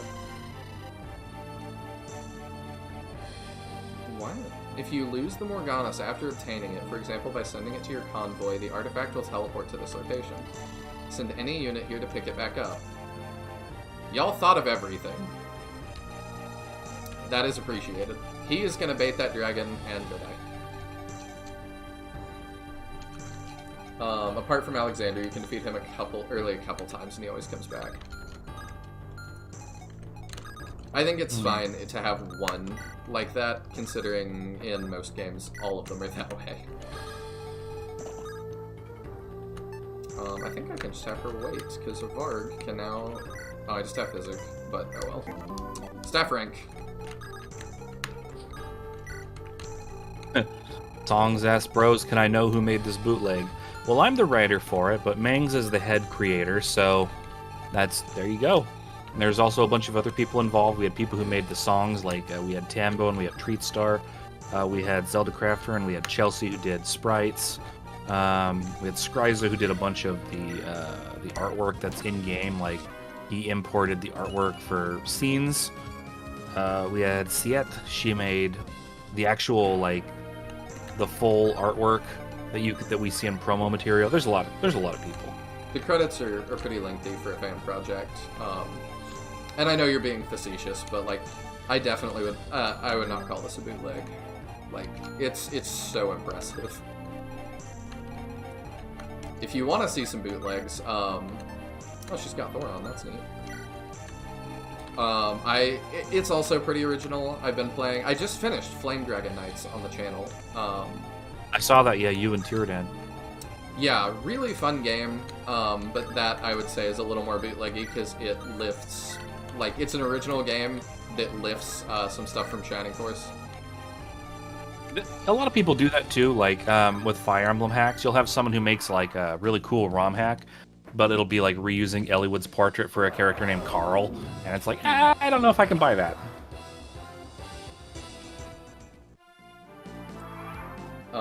Fred can use Gladiolus, and so that's so lame. Let me see here. Tan waifu acquired. I'm super far behind. Yes. Yeah, I would, if I was not already committed to Caroline, I would probably try and marry Tan waifu. Marry her to other people. Good, probably will. Time to cuck Jakka. Hey, he's a swinger, so that's fine. Alexander won't drop it unless it's Fred. Yes, only Fred has the balls to just yoink it. I'm gonna just catch up on chat real fast. Yeah, stuff's a topic of hot debate. The definition of what is a planet is so arbitrary. I mean, everything is arbitrary if you think about it. If Pluto were a planet, there would be like 80 other objects. Yeah. I, for one, welcome Pluto-chan being a dwarf with a big heart. You could bring the Morganis, or you could use the Void Flare. Could. Why don't you multi-stream on Twitch as well? Because that costs money. Otherwise, I probably would. It is something I should probably invest in. But I also don't like the way that Twitch is run for, like, a multitude of reasons. So that makes it a little bit less enticing. I think this is a good use of the Royal Stone. Yeah, no, that's what it's for. Use it. I agree.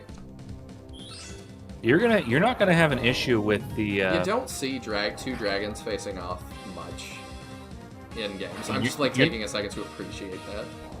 You're not gonna have an issue with repairing it either, because you get lots of hammer-ins. So true. Also, Tack told me over Discord. He said your Discord link in your description is outdated. So just be aware of that. Yeah, I had problems with it because Discord wanted me to be a community, in quotes, to like have a permalink, and I was not interested in that because I was like, well, what does that mean? So and it was like, did you ever make an old permalink before the community thing came out? Because if you did, that link is still permanent. No. Oh, okay. So on my Cryoverse server, it's actually not a community server, but I do have a permanent link that I made like years ago, and that one's still permanent. But I think I can make permalinks now. So I think they changed that. Real quick though too, like the reason I said no is because it meant like they watch you more, in quotes. It was like public or something in a way I didn't understand. Yeah, I didn't like that either. Yeah, I was just like, I'm not interested in that. I run several community servers, like the Resource Repo server for Fire Emblem. I'm also the Andaron Saga the Andaron Saga main cord server is also a community server, but there's a bunch that I run that aren't community servers too, so I've seen both sides of it. So what it is, they have more AI algorithms watching public servers like that for high-risk content. And they can also, I've seen like on the repo server, sometimes someone will post an image that's like totally benign and it gets instantly deleted, not by me or anyone else, but by Discord itself. And it's because it's like they identified it as being a woman wearing not much clothing, and then you look at the image and she's just like wearing normal clothes. By the way, don't forget you have staves now. You do have staves. We're gonna need it because he's in range. Yep. What are you in range of? He might move. We should be fine. gotta state just in case. But yeah, I'm like, I don't need Discord looking over my shoulder. We can moderate things ourselves. I have Songs like asks, a good amount of moderators that I know we haven't had to deal with it in my Discord actually yet. Nobody's popped in to just troll or anything, but I know we will at some point. But when it happens, we'll deal with it. It's not a big deal. I've had it a few times. It's really not that big of a deal, unless there's somebody who like really hates you for some reason. But that, I mean, to be sure, there's a lot of people who really hate me, but Yeah. I don't think you have that issue. Not so much yet. There's a couple that I'm not on great terms with, but I didn't really want to say this, man, but I can't stand your guts, and I've been plotting behind your back to send like a swarm of porn bots to your server. Okay, Oh, so yeah. they're gonna ruin you. They're gonna drag you into the gunk, dude. Wait, no. I was gonna. When I said gunk, that's not what I meant. To finish that thought, I probably will multi-stream at some point. I don't know if I'm gonna do Twitch though. I might just alternate between all of them. Like Kick, Rumble, Twitch, Odyssey, whatever. Like, because I've decided YouTube is the primary, and I might just bounce between everything else at some point, just to, grab who I can. This is true. This truly is the 7 granddad of Fire Emblem. What? Stabs are locked. Oh, no, I have stabs again. Tremble in fear, mortal. You stand before Meta the Great. Hi, Ahmed. Is Dari okay? Oh, sure, the boss is doing fine. He's just fighting for his life. You know, struggling against an undying lich of incredible power. Typical try-hard Tuesdays. Oh no, I'd better reach Dari soon. I have to save him. Yeah, his nastiness struck Darius with an ice spell. The boss is so cold now, you'll need to warm him up. I suggest skin-to-skin contact. Oh, Ahmed, you little scamp, always trying to trick me. Come here, you, let me give you a kiss. Ew, nasty, no wench can touch my pristine bones. Keep away, you fiend. Oh, you're blushing. What blushing? No way, I don't even have skin. Confound you, daughter of a devil, stay back. I must go to the boss's side, post-haste. Hehe, Ahmed's such a shy boy. That was great. I really love Volcel Ahmed. I really love Aisha's conversation with her too. You dumb broad? You're a dumb broad. How do they know each other? They're both from Styxia, so Okay. there's just like a little bit of a relationship there. I didn't know if Aisha was from Styxia or if she was just so tan because she's been on a pirate ship. Yeah, she's native from Styxia. She was actually a slave born in Styxia, so she broke free and then Brandon rescued. I think she mentioned that. You'll have to pry the amulet from my cold dead hands. I'm worried about this. Even if he No, doubles, we're I'm fine. Well, if he doubles and then the other dragon attacks, I don't We're think the out of dragon- range of the other dragon. So we're fine no matter what. Yo, it's Tendaris who doubles. What the heck? He's good. Forgive me, King Kangax, I have failed you. So in earlier versions of the game, when you kill Deveath, you get the Morganis amulet, and you can send it to Convoy, but you could just access Convoy with Jakka and immediately get it. So I believe we removed Jakka's Convoy access, so that way you can't do that now. How could these weak northerners defeat my Voidwalker elites? Darius, you will not kill me here. This lich is an unstoppable devil. Rebirth my servants. Oh, we got a dragon up there now. Okay. It's this song. Oh, I didn't even notice. Yeah, it changed. Alright, we'll start sending her up. I don't know. I'd probably elixir. Okay. We have them, might as well use them. This is the chapter I'm assuming that we're gonna need them on the most. This is the most important chapter in the game for elixirs, and then after this, you got like stains everywhere else. So. Boron. Alright. Oh, you got it, you fucking foron. Stupid fucking foron. Let me catch up real quick. I don't want to get too behind again. If New Dawn doesn't include a Funky Kong edition, we riot. I love it. Fox villain arc begins. Yeah. Is he not already in his villain arc? It's just his life. I have a very bad habit of never using special items. I always save them for later and end up ending the games without using them at all. Very guilty of that too. It's every RPG player, honestly. You got 99 vulneraries at the end. I'll be waiting for those Billy streams. Multi-stream Flame Dragon Knights 2 to the Chinese internet. That would be hilarious and like maybe something that I should consider just to see what happens, but I don't know if I'm allowed to stream to Billy. I don't know how that works. We've had to, all the endings for Flame Dragon Knights, we've had to watch on Billy. Funny. I don't know why the end of that game is so buggy. Like, the first one, it was we didn't get the true ending, and then the second one was, it just started to loop. The cutscene looped on itself a bunch. It was very weird. You could have Tendaris kill that last dragon? Yeah, I'm probably going to. He's not in range, though, so this guy's probably gonna start it. So I'm probably just gonna take one step forward. He'll start it, and then we'll finish it. Yeah, the rest can probably go up to get ready for our final battle. You can actually just move her like up through the middle. Like you don't have to go all the way up and around because that's actually longer than going up through the middle. At least from this position. I'm just a little bit worried about the dragon. Yeah, it's not that big a deal. We'll go this way. That skeleton is a Chad. Yeah, he's one of my favorite characters. We were talking about earlier that he won 3rd in the popularity polls. How much are we in range? Is it just the archers? Because if so... Yeah, it looks like it. Yeah, we'll stand here and chill. Actually, no. Oh yeah, you can see how we can talk to her? Yeah. Kepri, I finally managed to catch up with you. Are you ready to overthrow a mad tyrant Lich King? Dari, you escaped the throne room. I was so worried. I'm here to fight by your side till the bitter end. There's no need to talk about dark things, love.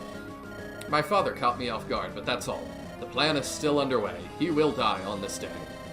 This is all so scary, Dari. Are we going to hurt people? I have a lot of friends among the palace attendants. I wouldn't want them to die because of all this. The last thing I want are more lost innocent lives. These people are my future vassals, after all. It would be a terrible loss for a prophet if they died here. Do you only ever think about money and power, Dari? Sometimes you worry me when you talk like the king. Now, I only think like a true-born Styxian, love. What greater goal is there to aspire to than profit?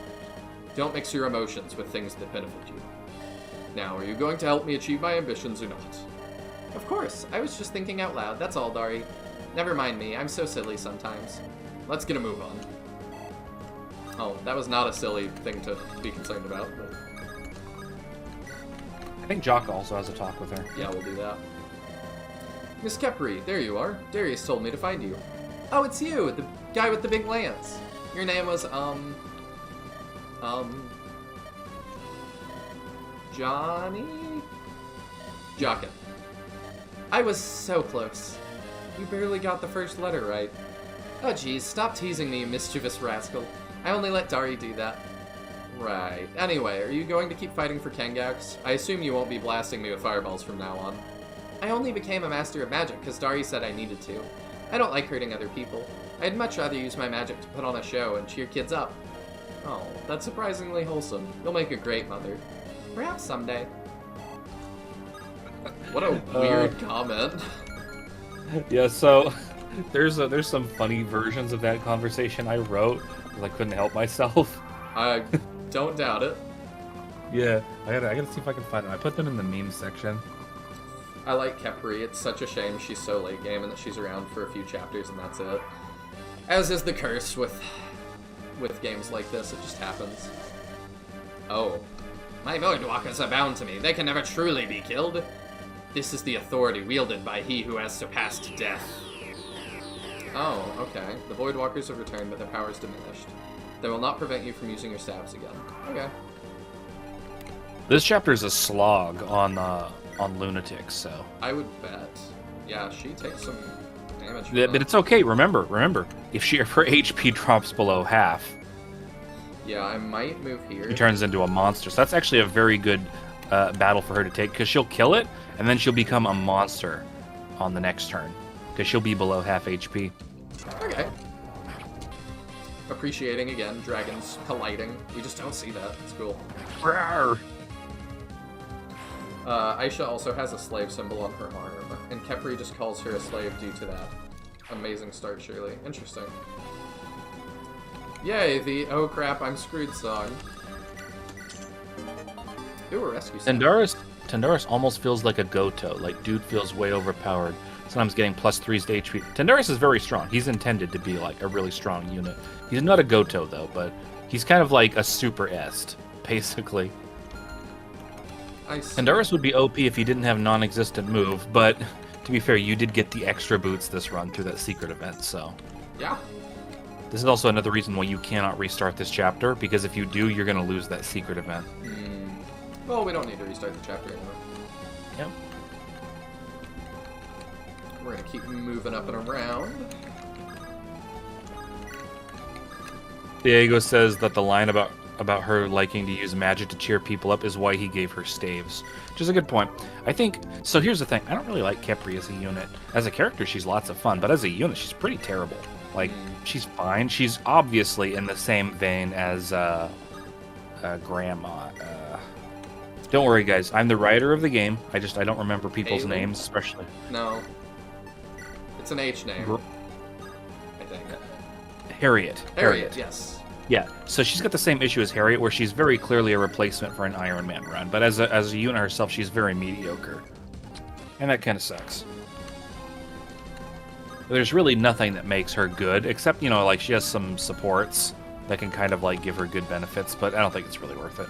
Now let's move her out of harm's way, because I don't trust her to not die. Are you gonna move Isabel up there to fight the dragon? I was just gonna move her here, because she's in range of the dragon, and not everything, but everything probably... The dragon's just gonna kill Ahmed. But if she fights the dragon, remember, if she drops below HP, she gets like a 30% bonus to all of her core stats.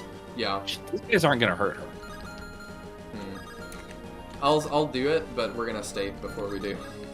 That's a good idea. Oh, thank you for the donation, Caldera. Aloha and nice hair. Thanks. I got it cut like 2 days ago. Figured it was time. I changed my look a lot. I like to play around with different styles and my look quite a bit. Viral Sigil, he shaved off all of his facial hair. He looks like a completely different person.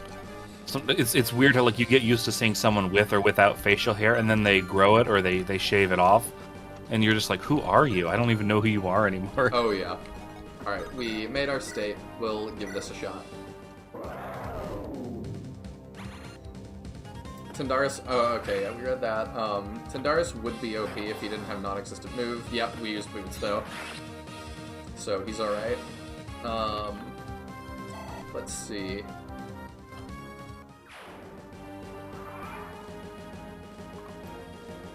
Wasn't that because they only got one Dragonstone apiece? I can't speak for that. Okay. Yeah, I do appreciate that. Okay, Ahmed. I do appreciate Dragonstones being, unlimited use, because it's something that keeps me from enjoying Manicheets in other games. 2 crits in a row. What is he doing? Ahmed. Dragons, He's morbing out. It's morbin time. Dragons colliding. I hope they stop to give each other their insurance information. Ugh, that's terrible. Tandarus is nothing compared to the real Goto of this game. Ooh. Is that, Ferdinand? No comment. Hair is just a bio costume. Yeah, pretty much. Ahmed survived all of that. Is he gonna dodge this? He survived the whole turn. Tank Ahmed. Oh, they move. Did not expect them to move. I don't think he'll survive this. Yeah. I served my purpose. This is not gonna... That's a lot of damage. That's still not gonna kill her if it hits, but... Yeah, we're gonna have to deal with them. I'm pretty sure she bodies all of them except the Luna person is the only scary one, but... Oh my gosh. Yeah, well, this is nothing. This is normal mode. Yeah. On Lunatic mode, he summons like 10 units per turn. It's freaking ridiculous. I see.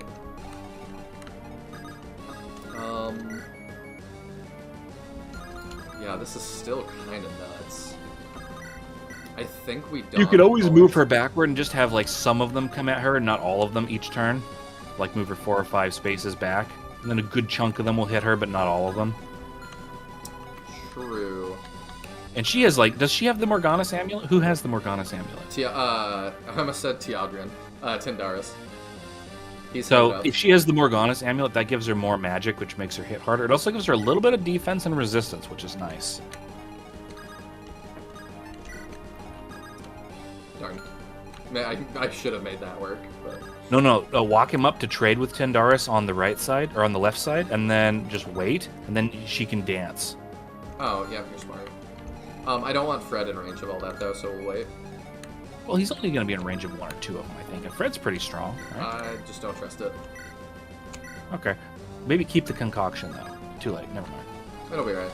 We'll still get him closer so he can dump it to her next turn. We gotta keep doing this. Like, we gotta see how he handles it. Yeah. It's too funny not to. Let's not get her killed off, though.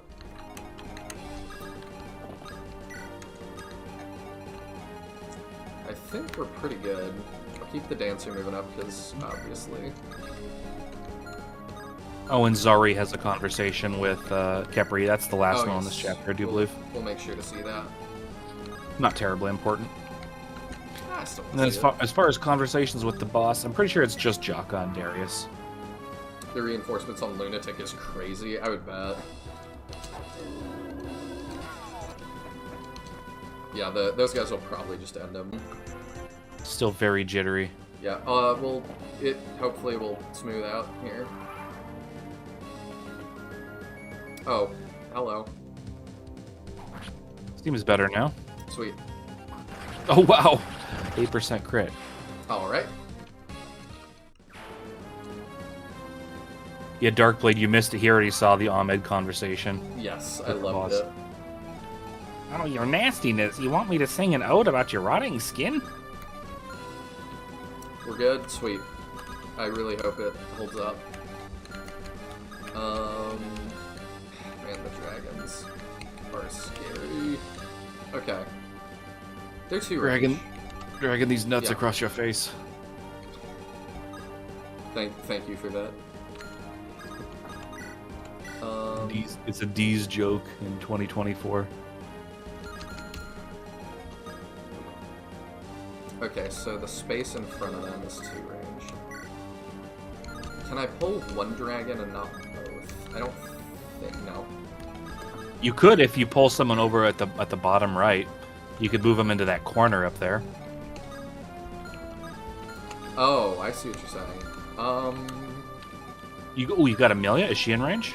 Or him? Yeah, he's in range too. Yeah, he's not gonna do a ton of damage with You that. could put Amelia right behind him to give him another plus 15 crit on that dragon. So that's a thing. We'll let him try, yeah. Let's see. I'm trying to decide how I want to handle this. Oh, I also have Discord messages. I should check. Okay, that's just you.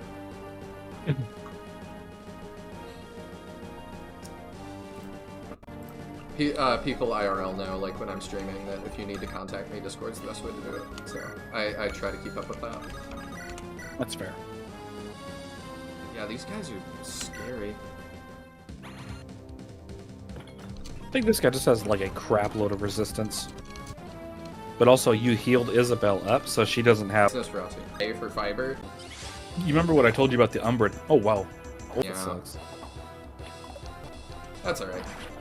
You got to use up the tome. That means that tome got full value. Come on, let's kill that dang lich already. I tire of his antics. Yep, we're working on fighting our way up there. Amelia might be able to get that. Yeah, pretty sure Amelia will body. Doesn't she have Exorcism? She does. So she'll just obliterate that dragon. We're It's back. not an We're issue. back. Sweet. Okay. Yeah, it seems going pretty smooth now. Good, good. Sorry about the disruption, everyone. I could also... There you go. Oh my god, 74 crit? Holy. I'm just worried. Is he in range of anything else? I don't think so. Nothing has. Well, the Especially Umbra not guy's after got the free end. range. Not after the end of this turn. We'll heal him probably anyway. Crit. Hey, Hey, baby. Crit. hey, let's go.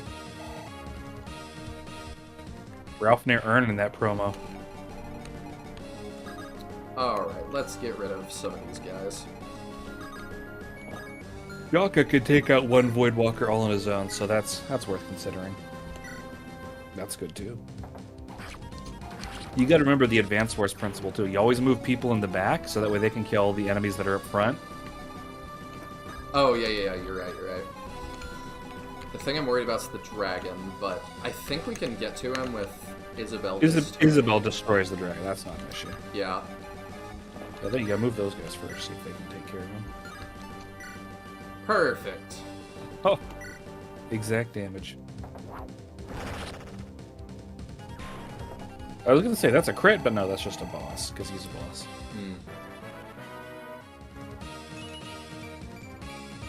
Nice. That was a surprisingly good level.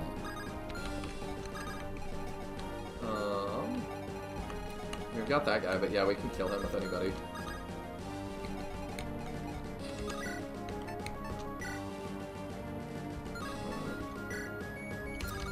I don't love that. We haven't given her levels in a while, though, so I kind of feel like I should.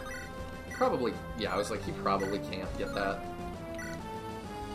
If he had a normal dagger, he probably could. Yeah. But both of those are magic weapons, so. Yeah, I had not. I wasn't thinking about that. Fred is full health. He's probably going to come up. Did I tell you that one of my ideas for New Dawn? One of my ideas for New Dawn is that I'm going to swap Jesse and Coulter, so you get Coulter in the prison, you get Jesse in Chapter 1. Yes, you did tell me that. I don't know if you said it on here, though. Yeah, it's definitely one of my main ideas. And the reason for that is because I think Jesse doesn't fit the prison's tone, and that's a pretty good level up. Yeah, I'll take that. I don't really think he fits the prison's tone, but also it's going to be nice to get like a really good rogue. Actually, he'll start off as a thief, like a high-level thief probably, and then he can promote to rogue pretty easily. But you're definitely going to get Coulter, and he's going to be like an assassin, so that's going to be cool. Okay. But Aubrey is going to have a unique class. Alright, that's fun. I love it. Unique classes are always good. Why do you have a thing? You have a killing edge. Okay, Isabel does not care.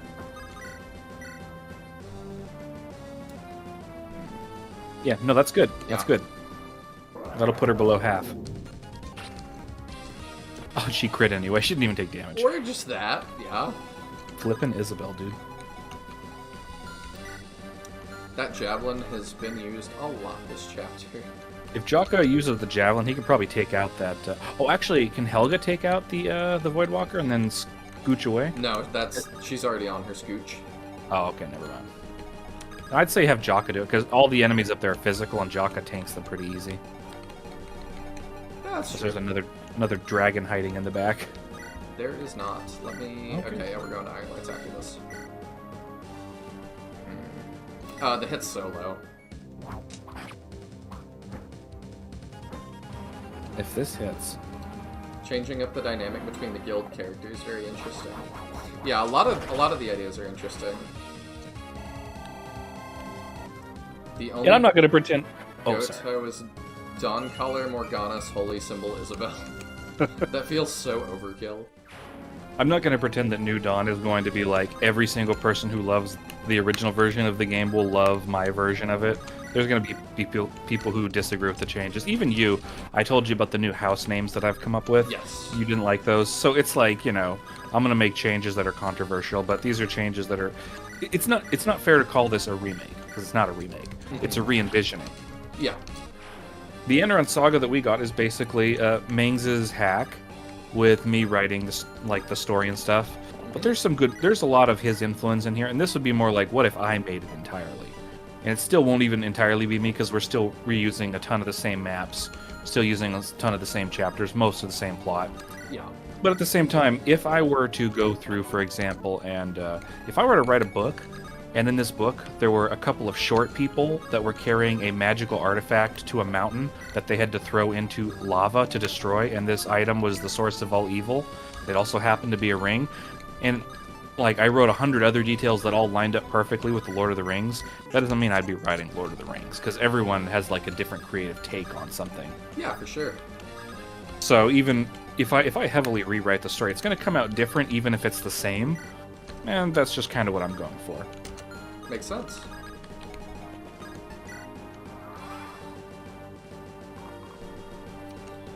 Plus, to me, art is also not something that ever has to be explained. Like, you just do it because you do. It doesn't have to make sense, or, you know, to anybody but you. And it doesn't even have to make sense to you, you know? Sometimes with artists, you go, why did you make this? And they go, I don't know. I mean, people literally draw, like, circles and triangles in, like, various geometric patterns until they make something that they think is pretty, and it doesn't even have a meaning or anything. They're just like, I just like the way it looks. Yeah. Nothing wrong with that.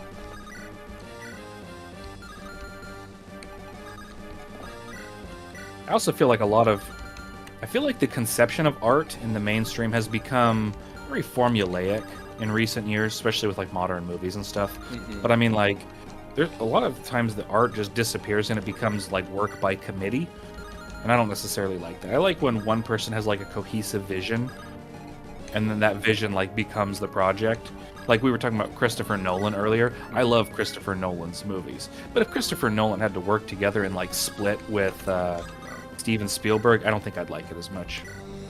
Yeah, I feel the same about music. Like, it's not even on purpose, but I find that I tend to like bands that have two creatives, really.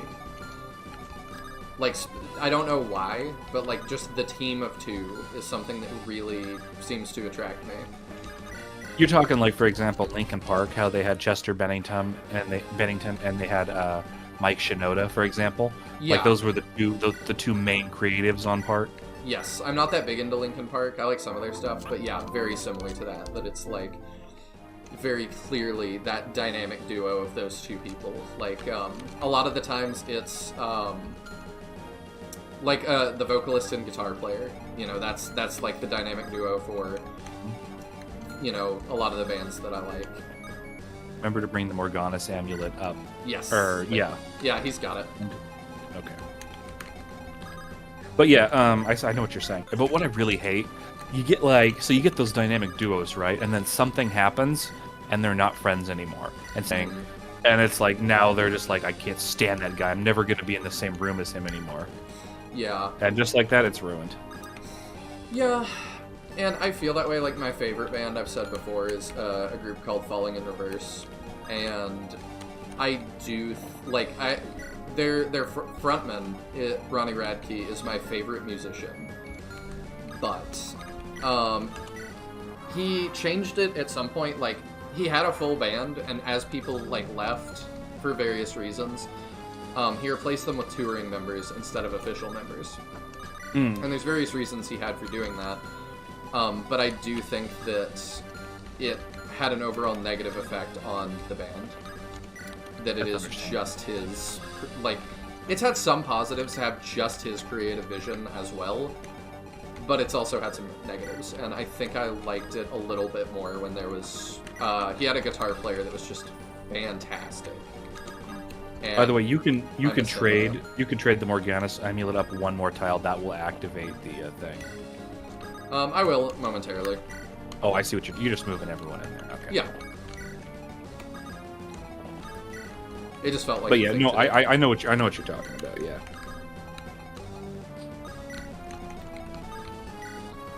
Alternatively, another group I really like, Immure, had the entire band leave, and then the vocalist stayed, and he replaced everybody with official members, and the guitar player he got is everything that was needed, I think. You gotta move someone up and wait their turn with the Morgana's amulet first. Okay. Careful, that's within 3 tiles. Yes. Oh, okay, this counts as the space. Yep. Okay, let's do that. Yeah, does he have the Morgana's? No. Who has it? Oh, you traded off. Am I down? You gave it to someone. Fred Oh yeah, has it was it. Fred. Okay. Is So yeah, you this can move within Fred right up, tiles? right up beside Isabel. No, no, Darius, you wretched spawn of a palace dancer. How dare you bring Morganus' amulet before this king? You dare to kill your own father! 10,000 curses upon your name, you thankless brat! I bet they have a really cool. Yeah. You can also make a save state in case he kills him here. Sure. You want to see who all has conversations? Just Jakka and him, I think. Oh, okay. I mean, we could just attack with Jakka first. Oh, we don't have the. Yeah, that'd be fine. Okay. Oh, what the? He doesn't? Apparently not. Wow. It feels like an oversight. Yeah, it Peter really feels Jackson like could towards. never fit all events from the books into his 3 films in the early thousands. Yeah. I mean, we cut Tom Bombadil from the original Lord of the Rings, so. Yeah, we did. Kangax is being a grumpy wumpy. Oh no. Tom Bombadillo, where the grass is green and the trees are willow. I had this idea with a friend that like he wanted to make the Tom Bombadil musical, That's so random. like just to be stupid. But like, you know, Lord of the Rings people don't get enough content for how like rabidly they want to consume it, so I think they'd give it a shot. Rings of Power did not sate their bloodlust. I would not think it would. I always knew you'd betray me, boy. It's in your blood. Your mother was a harlot who left me when you were born. Now her spawn has decided to bite the hand that feeds. I won't let you destroy this country, you half-dead toad. With you gone, my ambitions will finally become possible. Oh, I underestimated you, boy. You're sneakier than you let on. You might even act more vilely than me when the time comes. Do your allies know of your true nature? Your hunger? They'll help me kill you. They will serve their purpose. After that, I'll worry about continuing to play nice. Maybe you take after me more than I first thought. Too bad you're about to die. You'd have made a good pawn. I serve no man, and certainly no undead for that matter. And for the record, Father, I don't even hate you at all. This isn't personal, it's just good business. Spoken like a true Styxian. Do your worst, you whelp.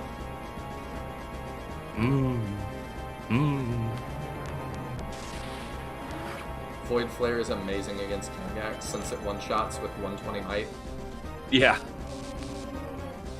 I almost want Darius to kill his father, though, just for, like, the plot, like, lore of it. That would be pretty sick.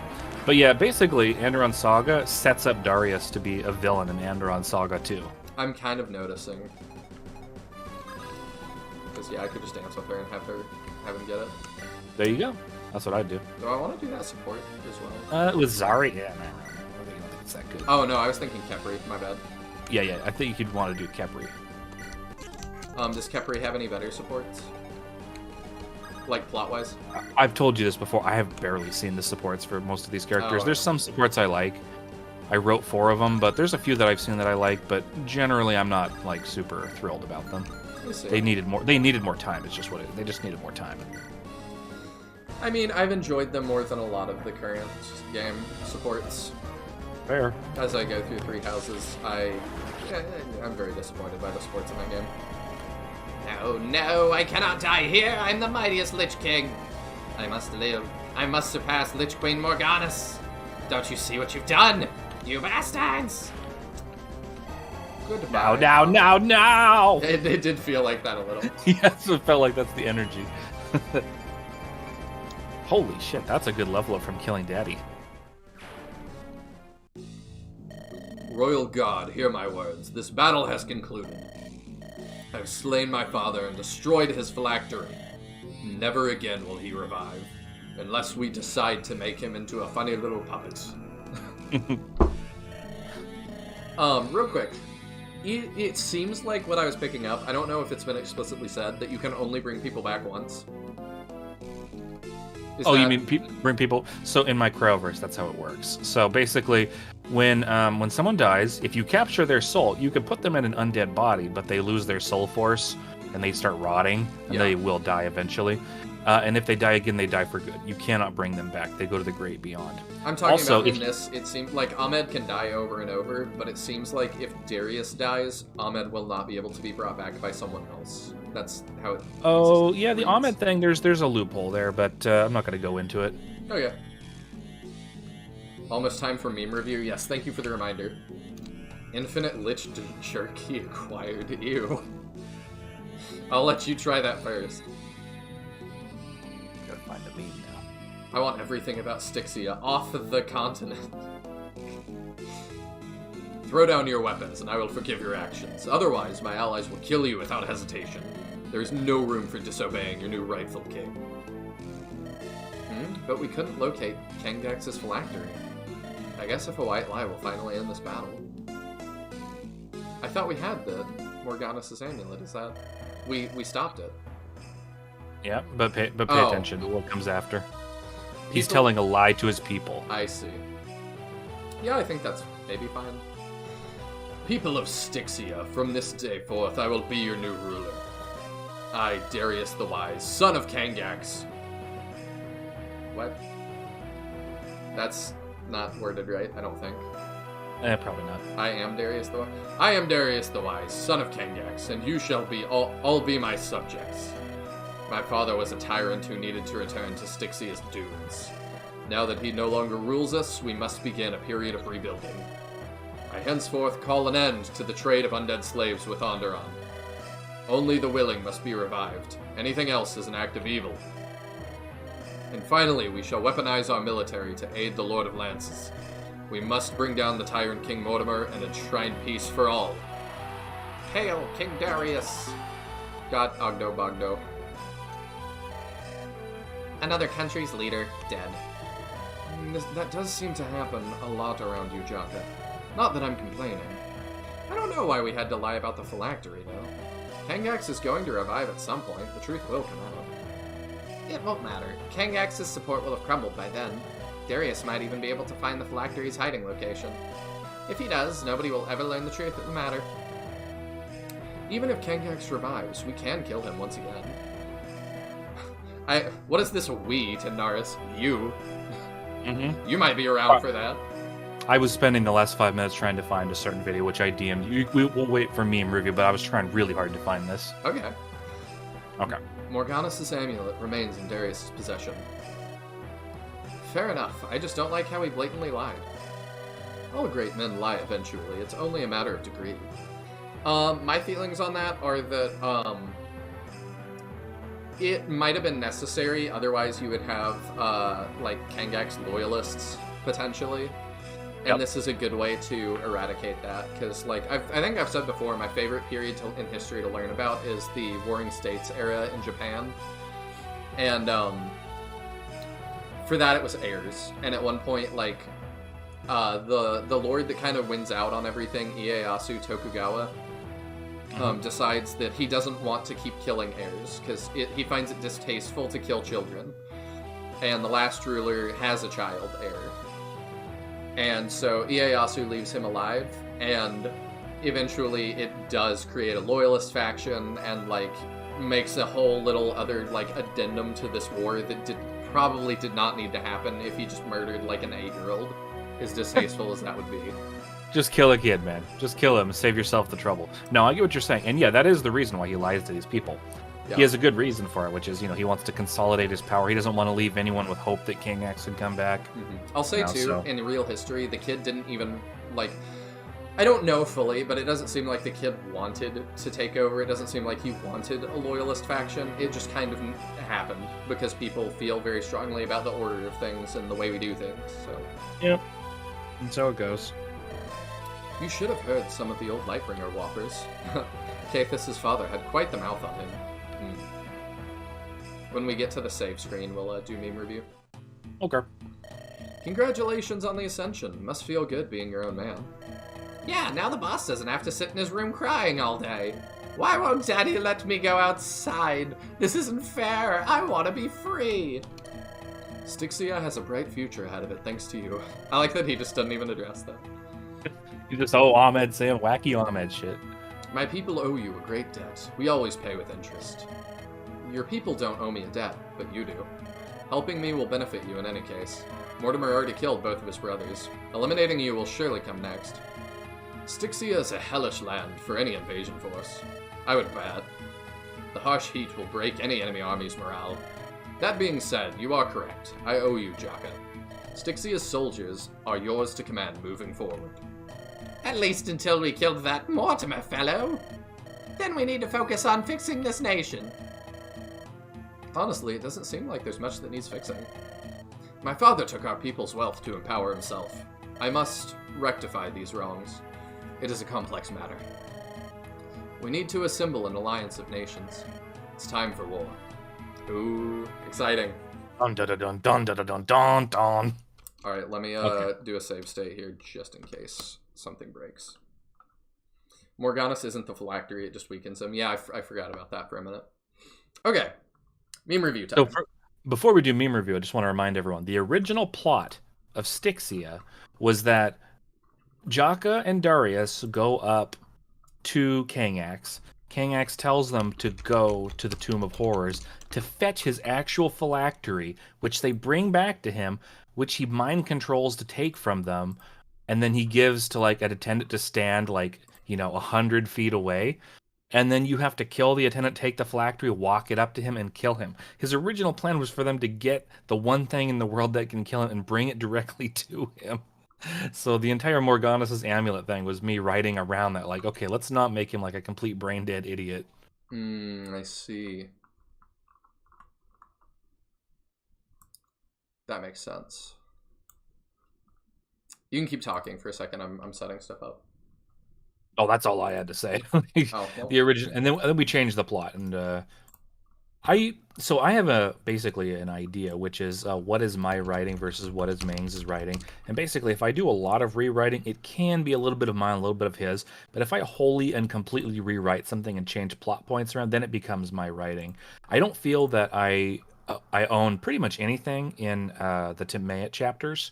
I didn't really do any rewriting there. It was mostly just like little tweaks, little changes. There were a few things I did, like the conversation with Ferdinand in the house, like that's mine, but mostly it's him. In Styxia, it's like half mine, half his. I did a lot of rewriting to fix things, but it doesn't really feel like I got to do a comprehensive sweep to really fix up the plot to the level. And then for Flame Guard chapters, we did a lot of work together to really get it cleaned up. So Flame Guard's really good. I think Flame Guard chapters that are coming up are super solid.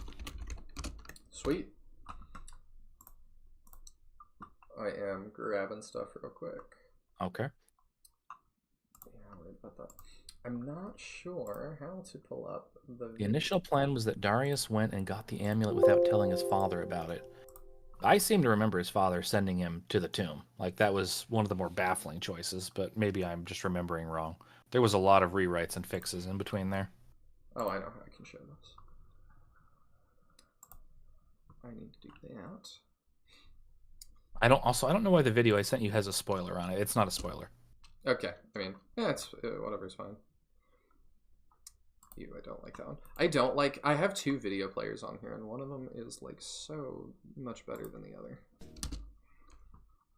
Okay. I've got the image loaded, I just gotta fix the video real quick. Mang's was the Tomb of Horror the first chapter made for Styxia.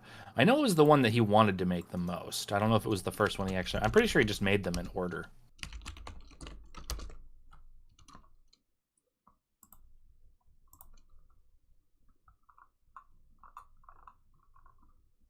Oh, it doesn't like that. Can I make this like more of a window? Right. Kangax sent Darius to the tomb to fetch a generic artifact that gave him power. Darius went and got the talisman in hiding. The talisman in hiding. I don't know what that means. But he sent him to the tomb where his phylactery was hidden. I remember that. The phylactery was in the tomb that we had to get. I see. Then we changed it to the Morganus amulet and said he hid his phylactery somewhere else. It does help too that it makes Kangax seem a little bit smarter that his son has no idea where the phylactery is. Yeah, and it's important. I also think it's important that the phylactery not be destroyed, because it allows, I don't know what Mangs is going to do for Andaron Saga 2, but if he wants, he could bring Kang Axe back, or he could just have Darius kill Kang Axe off screen. That's totally reasonable too. You got lots of different options that you can do. You don't want to close yourself off for a sequel if you don't have to. Mm-hmm. All right, we've got stuff ready, so we'll All right, do cool. meme review real quick, and then I'll catch up on chat. So first one, oh, I gotta size it real quick. I better switch to the stream. Mangs, I would love to know how you do this so quickly. He's got like hotkeys and shit, dude. He's got a lot of practice. Yeah. Okay, let me, like, this is going to be way too small for me to read if I make the whole thing fit, so I'm going to do it like... Yeah, you're going to have to fit the top first and then fit the bottom. Yep, we'll do This that. was made by Zelda Crafter, by the way. This is Caroline. Oh, woe be upon me. Yesterday a proud and high noble, now a mere slave to the primal desires of the man I once so shamefully seduced behind the back of my husband. God bless his soul. It's a little wall of texty. I wonder if I hadn't been such a weak-willed harlot, would my life have taken the same turn? I suppose I will never get the answer to that question. For soon the torture and sexual abuse I'm going to endure will leave me with no choice but to let go of my sanity, slowly letting slip my capacity to think rationally until I become nothing but a glorified hole for Jakka and his men to release their tension into. Jesus. Man, this is the... And then at the bottom is John, who you haven't met yet. He's next chapter, Okay. but John and Natalie. Ma'am, this is the final time I'm asking you. Please go back to your tent and stop loitering in front of Sir Jakka and Lady Jahira's. Oof. What's the small dialogue say? That's by... It's so small. It's so tiny. I think it's... Hey guys, has anyone seen Zari's clothes? She can't get out of the shower without them. I think that's who is that? That's the Wyvern lady, I think? Leonora? Maybe it's Miriam. I can't tell. They don't really... I'm not sure who that's supposed to be. I feel like that might also be Ash. It could be. I see. I feel like it's one of the Sage girls. But yeah, that was a long one. That was wall of texty. Little bit. It's still good. I like the video though. I like the video.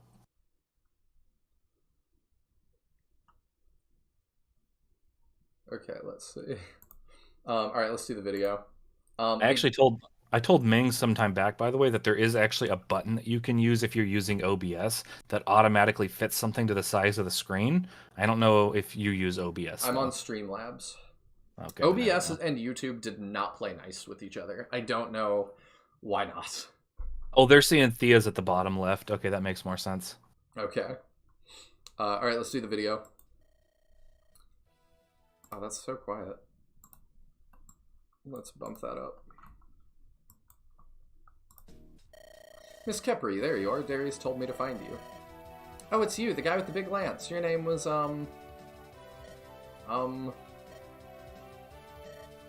Johnny? Jakka. It's the same so far. I was close. You barely even got the first letter right. Oh geez, stop teasing me, you mischievous rascal. I only let Dari do that. Right, anyway, are you gonna keep fighting for Kangax? I assume you're not going to blast me with a fireball now. I only became... Okay, yeah, we did this before, so... The end is different. I assumed. You'll make a great mother. Actually, I'm infertile.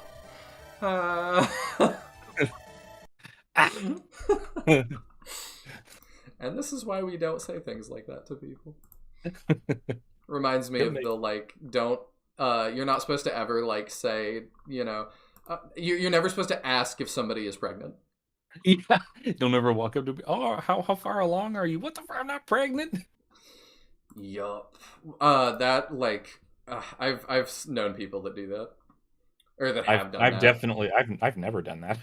Never. Not ever. It's Control F. Okay, I'll try and... I'll see if it works on Streamlabs.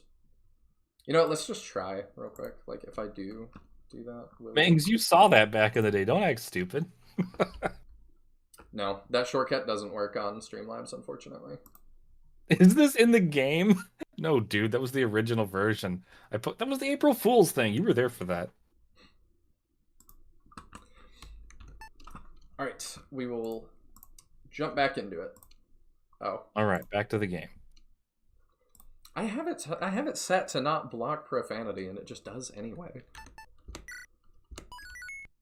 Chapter 25X. Oh, it's been a while since we've had an X. Declaration of War. But this does seem like a very good time for it. Oh, yes. With King Kengak slain, Darius becomes the new king of Styxia. True to his word, he promises to help Jakka dethrone Mortimer. It is interesting to think Ming about. says you made your game smaller. I think it's fixed now.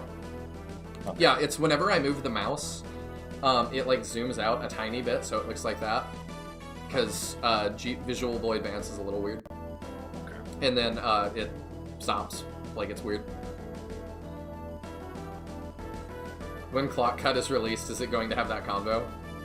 No, that was a joke convo for April 1st. Item management about to go crazy.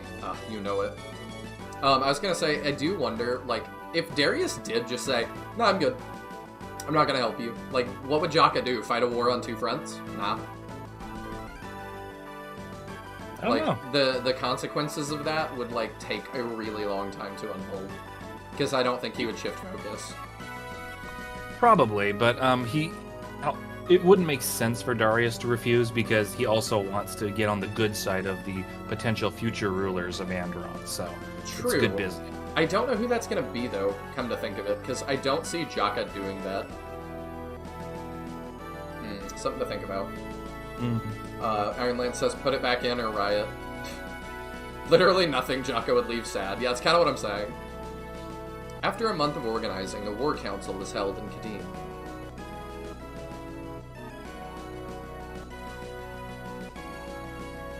My friends, the day has arrived. Styxia's men are ready for war.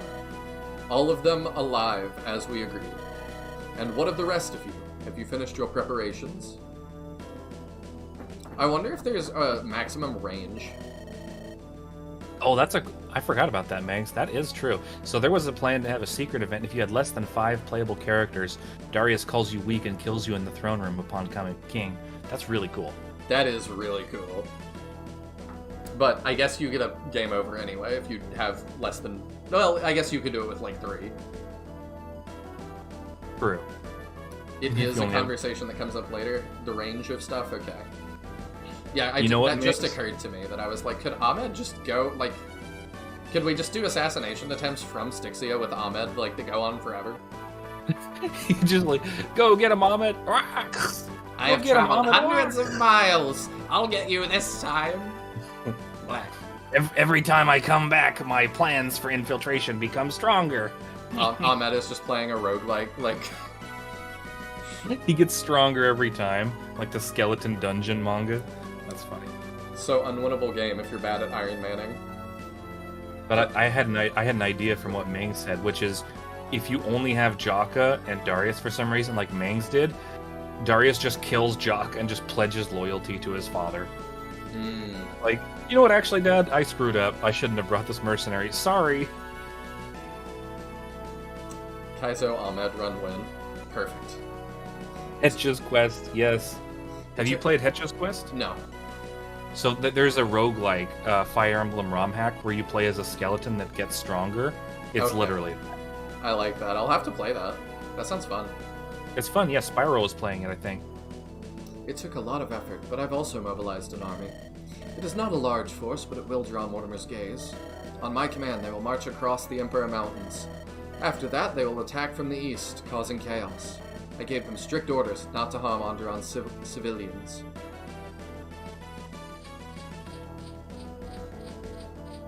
I like that one more because it's actually unwinnable with 2 people unless you're double deal. I see. My Harriers and what's left of Clan Scotty are also mobilizing. Some berserkers from Halfdan's clan also offered to join us. They will sail south, attacking Andaron's coastal supply lines. My Harriers will ensure that no villages are put to the torch. It's everything we've worked for. And what about the Icebreakers? Are they still loyal to their Jarl? Hey, he did show up. As we speak, my clan is holding a tournament in the Ring of Honor. Once it concludes, the winner will lead the Icebreakers to sail south. A little bit of custom dialogue for this for each of the Jarls. I like that. Here's my plan for how we can breach Andaron's defenses. To start off, our allies will raid Andaron's north and east sides. This will sow confusion and give us a tactical advantage. Then the Styxian army will march toward the Infernal Pass.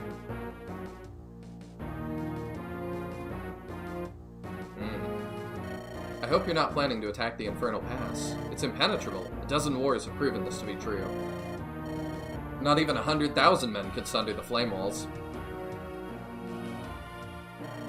I assume that we're doing that. My late father discovered the Flame Guard wall has a flaw. I'll show it to you once we arrive at the border. Until then, here are some war funds from the Royal Treasury. If you speak to Ahmed, he will procure you some rare goods. I stole all this crap off the bodies of my dead enemies. You wouldn't believe all the shiny stuff in their pockets. Treasures infinite. The great Meta's greed knows no limit. If you wish to obtain my wares, you must pay me with ample coin. Okay, a lot of money. That's a small chunk. Speak to Darius when you're ready to go to war. You can also talk to Ahmed to purchase rare goods. Alright. Let me make my state here for 25x. I think I wrote or rewrote or edited, whatever, about half the conversations in this chapter. Half of them were mostly untouched. I was mostly moving on to the next chapter. It was like Ahmed and a few others that I wrote. I was like, yeah, I gotta do these. I like that he's the shopkeeper. Like, it makes sense, but it's funny to me still. Hey there, buddy. You want deals? The skeleton's got the goods. Give me your gold or else. What if I sell to him? Alright, I can buy some of your useless crap too. I love robbing flesh packs. Alright, so what do you got? Look at these prices. I'm totally gonna rip you off. Did you notice the song? Yes, I like it. You know what it is? No. You don't know? It sounds familiar, but I can't place it. It's Papyrus. Oh, okay. I haven't played Undertale. Oh, really? Okay. I thought you were a big fan of Papyrus. Never played it. I'm thinking of Spyro. He's a big fan of Papyrus. Never mind. So yeah, Eternal Seals. If you have, let's buy at least one of those. I could have sworn Eternal Seals were 25,000. That's a good deal. Great. Now Scram, get lost. I like that. We'll do some talking and then we'll come back. You talk to Ahmed too? Oh yeah. Lord of Lances, how's your day going, buddy? You here to buy some of my random wares? Didn't you steal these goods off the bodies of dead men? It seems morbid to be just selling them like that. What? Don't be silly, my guy. Dead men can't have property. It's totally okay to take every last thing they used to own. But you still shouldn't be selling these items. You should give them to the army for free. Counterpoint, I don't wanna. But Ahmed, we're about to launch a war on Andaron. If these weapons can save our lives, why not give them away?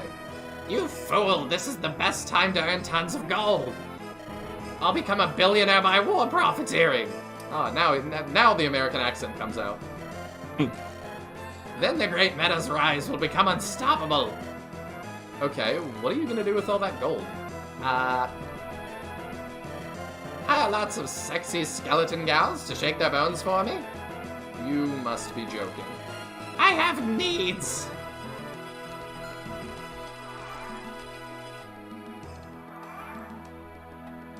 He doesn't know, chat. Open Convoy and sell everything and buy only Eternal Seals Trust. Eternal Seals are very good. I could. Tempting. Did Tyndaris' hair change on his sprite? It's blue now. Oh, it's because he's green. Green units have a different palette. I see. Hey there, Kepri. I've been quite busy, so we never got to speak much. Also, you just joined the army, so that would be strange if we'd gotten to speak much. Oh, it's been a month, though. I'm sorry about that. That's okay. Dari seems to like you, so don't you worry about it. Have you two known each other for long? Oh yeah, since we were both kids. We met in one of Styxia's bazaars. I was just a street rat then, stealing from the merchants to survive. How come a street rat ended up serving the king of Styxia? Dari would often sneak out of the palace to wander the streets in disguise. He said he enjoyed watching the people without all that royal mumble-jumbo. He saw me steal a piece of fruit, but he didn't report me to the guards. Instead, he offered we steal more stuff together, just the two of us. He was the prince of Styxia at the time. Why would he need to steal anything? He enjoyed the rush, said it was more fun than anything he did back at the palace. I stole to survive, but Dari did it for sport. He liked the challenge and excitement. Of course, he didn't tell me who he really was until much later. Shocked me, it did. Darius is an odd fellow. The more I hear about him, the more confused I get. He's a good man, he is. Why this sudden, accent change? I didn't write this. Yeah, she hasn't had this accent before. He's a good man, he is. Nothing like his foul pa. He's a lot more similar. Similar to what? To my own pa. I miss him. Your father perished in the tomb, right? I remember Darius talking about it. He did. I asked Dari to look for any clues, but he said you guys found nothing. Actually, Kepri, I just realized something. We found this ring down in the tomb. Would you happen to recognize it? What? Goodness gracious, that's my pa's wedding ring. Dang, I feel bad about not bringing this to you at once. I had a lot on my mind when I was down in that blasted tomb. I was so focused on not dying. That's okay. I'm just happy you found it. This ring, it holds a lot of value to me. Is your mother still alive? She might appreciate it. Nay. She sadly died to the plague, like so many of our people. The same plague the necromancers unleashed upon Andaron? I had no idea it affected Styxia too. Yeah, it was a double-edged sword. It killed thousands of us Styxians. Dang necros, my father died to that plague. I'm so sorry you lost a parent to it as well. It's okay, I've accepted what happened, and at least now I have a keepsake. Something to remember both my pa and my mum by. That actually helps a lot. Thank you, Jakka. I appreciate it. I'm just glad it could bring you some closure. This armor I wear belonged to my father. I wear it in his memory. It's how I honor him. Maybe your ring will help you do the same. That is very sweet. All of Kepri's stats increased by 1. She also learned a new skill. Awesome. I wondered what that would do. This does make her a little bit better, but she's still, she only has dark magic, so... She got Solidarity, Critical, and Critical Avoid, plus 10 to adjacent allies. Sweet. She's basically an ally buffer is what she is. Yeah, I see. Okay. I mean, I like units like that. What's up, boss? You really don't have to call me that, Tendaris. You are the leader of our group. That makes you the boss. Honestly, I'm not sure I am. I just filled Bod's shoes. The former boss died, so you stepped up. Nothing wrong with that. Bod really liked you, after our meeting in the Emperor Mountains. The whole journey back from Silvermist, he talked about what a good king you'd be. He was looking forward to building a good relationship between Andaron and Timaeus. I very much hope to realize his dream one day. That is not going to happen as long as Mortimer sits on the throne. He wanted your brother to become the king. He will never forgive you. I don't care about his forgiveness. He instigated a civil war in Timaeus. He forced me to kill my own people, as well as my very own blood. Ilrodan was a terrible brother, but maybe things would be different. I'm going to look Mortimer into his eyes before you impale him. Yeah, the wording's a little shaky here. I want him to know the suffering he caused my country. Dang it, I thought I hated the guy. I don't hate him, I pity him. He's a wretched man. Schemers and plotters are the worst kinds of people. The world will be better off without them. I'll toast to that. Imagine a world without backstabbing and betrayals. It won't ever happen, but one can dream, right? At some point, dreams are the only things we have left. Yeah, I didn't write that one. Eternal Seals are overrated. Most characters that cap levels also cap stats, or will be very close to. Hummer staves are better for fixing PRFs and regalia. I don't know. I like both. My plan for this shop is to get Zarya and Darius to B rank. She's the only one able to do it, talking to him on Chapter 24 and Chapter 25 for a black gem, 25,000 gold. Wow. Eternal Seals help Tendaris a bunch, as well as making that female assassin, can't remember her name, cap all her stats. I see. Aubrey. Plus Angelus levels. I mean, I capped Angelus already in some things. Her Marines are only as necessary as how much you go about using special weapons and still needing them. True. I don't like that her skills are only adjacent, not 2 to 3 tile range, though. Yeah, True. I like your posh Tendaris. Thank you. It just feels like what he should be. He's a dragon noble, if he's not posh, who's gonna be? You alright there, Helga? Taking a bit of a nap? Go away. Full of sunshine and joy as usual. Go away, leave me alone. Helga, you don't look so good right now. Are you coming down with something? It's none of your concern. This has something to do with what you did to Aelanda, doesn't it? Oh yeah, she's a thing. We haven't talked about Aelanda in quite a while. Remember when Aelanda was part of the plot? I remember that. I do. Helga, speak truly, please. How long do you have left? A few months at most, maybe less. A few months? That can't be. How much did you give her? Aelanda's life force is leaking out. She's like a bucket with holes. You can fill it up with water, but eventually it will all empty out. We need some spiritual flex seal. We're both Slap. we're both running out of time. I can't keep her alive forever. Wait, are you telling me you were actively feeding her your own life force? It's called a soul link, a secret technique that Skilla taught me when I was a child. I was to use it in case she ever perished, giving my life for her. That was my task. The process binds two people together. They will actively sustain one another. As long as one lives, the other cannot die, at least not while they're close together. Helga, you came with us because of Aelanda, didn't you? I could not force her to stay behind in Hornheim, so I had to follow along. Helga, I'm so sorry. That's awful. Why didn't you say anything? Shut up. I hate it when people pity me. I don't need your useless sympathy, Baka. That's what it felt like. Konichin. I made a choice, and now I have to live with the consequences. That's all. Don't patronize me by giving me this useless lecture. What's done is done. Can the soul link be reversed? Not without killing Aelanda. So you are the only thing keeping her alive. We have to try and find a solution to restore her. Maybe Darius knows. There is no solution. Whatever the ritual did, we cannot fix it. Maybe my grandmother knew, but she's long dead now. She never kept any journals or notes. Trust me, I searched. All we can do now is make use of the little time we have left. Maybe bringing this Mortimer to justice is going to be worth it. Helga. I wouldn't be so quick to discount Darius, like... You know, I don't know how magic works, like... It works however it needs to, but... You would think that, like... The different... Necromancy, maybe he knows a thing or two. Yeah. Even just another country's top mages, like, I would assume that they would go about learning magic potentially entirely differently. So, you never know what they, might be able to figure out. Estelle, what are you holding there? This is a Styxian wand. It has magic properties. It looks like a regular tobacco pipe. That's what they would have you believe. Don't listen to the lies of the commoners. As an expert on Styxian culture, I know the true meaning behind this magic item.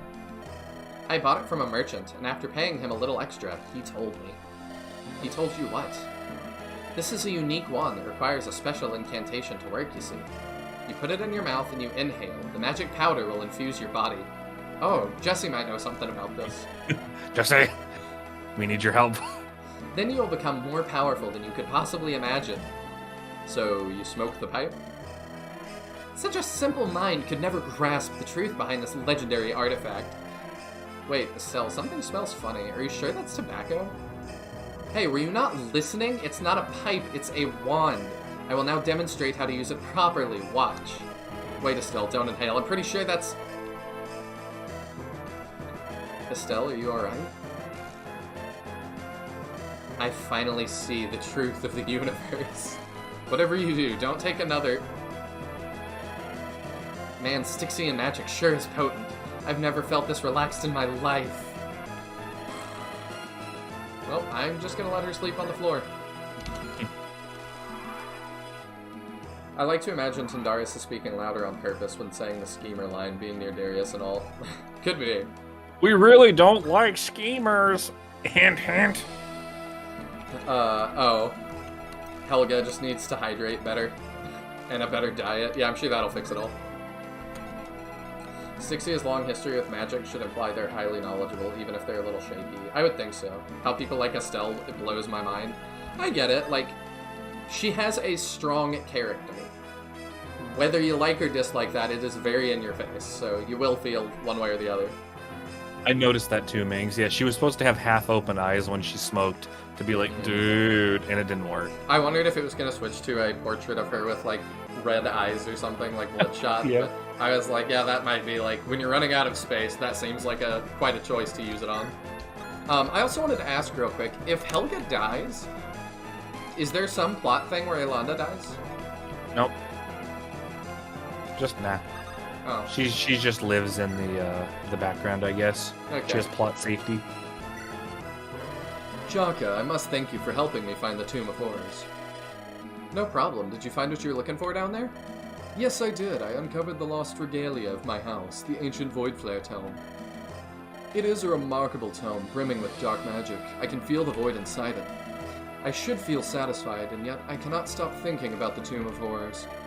I wish I could have remained there to study the many scriptures on its walls. I feel like so much lost knowledge could have been unearthed down there. Alas, its secrets are now buried forever. You gotta leave some mysteries unsolved, otherwise you'd be bored out of your mind. Imagine a world without mystery or wonder. Won't you be sad if you discover it all? Oh dear heavens, no, that sounds delightful. I could finally rest and enjoy some hobbies. I thought that was your hobby. That was gonna be what I said. We nobles of House Darkholm have an insatiable hunger for knowledge. It is in our very blood to seek it out. It almost borders on obsession. If we become curious about a subject, we must delve deeply into it. Failure to do so will drive us to madness, like what happened to Nemesis. That was the wraith we encountered in the tomb. What happened to him? He was attempting to unlock the truth of the regalia, their hidden purpose. He claimed they were more than just well-crafted weapons of the past. He became so fixated on them that he traveled the world looking for clues. He became increasingly unhinged. Sadly, there are many such cases. I always thought House Darkholm was tasked by the Lightbringers to record history. You're telling me you're doing it as a result of having an obsessive compulsion? It is our greatest gift and our worst curse. The quest for knowledge is exhilarating. There's nothing quite like it in this world. I shall seek it for as long as I breathe. However, sometimes I wish I could just stop being so curious about everything. I wish I could listen to a beautiful poem without wanting to decipher its meaning. I wish I could look up at the stars and not wonder how they came to exist. Sounds like a rough mindset to have. I'm glad I do not suffer from that. But now that you're done with your quest, what will you do? Go back home? I've decided to stay with your company and partake in the war. This might be one of the most brutal conflicts in history. How can I possibly miss it? What will you do if your family gets involved? We are invading their country after all. Oh, don't worry, that'll never happen. House Darkholm seldom picks sides. As long as you do not lay siege to Castle Darkholm, they won't bother. My family's too busy reading tomes. Castle Darkholm resides in western Andaron. We have no true need to take it. Then there's nothing to worry about. I look forward to the war to come. No doubt it'll be quite fascinating. There's nothing fascinating about war. There's only death and suffering. War is an aspect of life, and thus something to be experienced. To live is to suffer. There are no ways around that fact. I shall enjoy this war like I would enjoy a tragic play. And I used to think Angelus was a strange guy. I get what he means, though. There's times, like, even in real life, that even when something bad happens, I'm like, you know, I'm living history. It's interesting. Like, people will talk about this. One of the things that kind of sucks about these guidance that happens later on, you don't get any of the cross-character talks that happen, like, each turn. It would be really nice if Amelia and Varg had a talk, for example. Okay, there's Mangs confirming. Helga just retreats. She's alive in the story. I've been defeated, but I can't fall here, yeah. Makes sense. I like Darkholm's Darkblade's. greatest weakness, autism and OCD. I like Darkblade's comment. He thinks people like Estelle as a character, but not as an actual person. She'd be insufferable, and that's totally true. Yes, yes it is. But, I mean, that's very true for a lot of these people, you know? Like, characters don't have to be like people. I like a lot of the characters that I would not get along with in real life. Mm-hmm. This world is so hateful. Strange way to start a conversation. Something on your mind, Amelia? It isn't fair. Why do humans persecute my little terrors? And why do we call them that anyway? I call them cuties. The face-eating, skin-tearing, monstrous-looking creatures? You think we should call them cuties? That's right. I've researched the so-called terrors for years.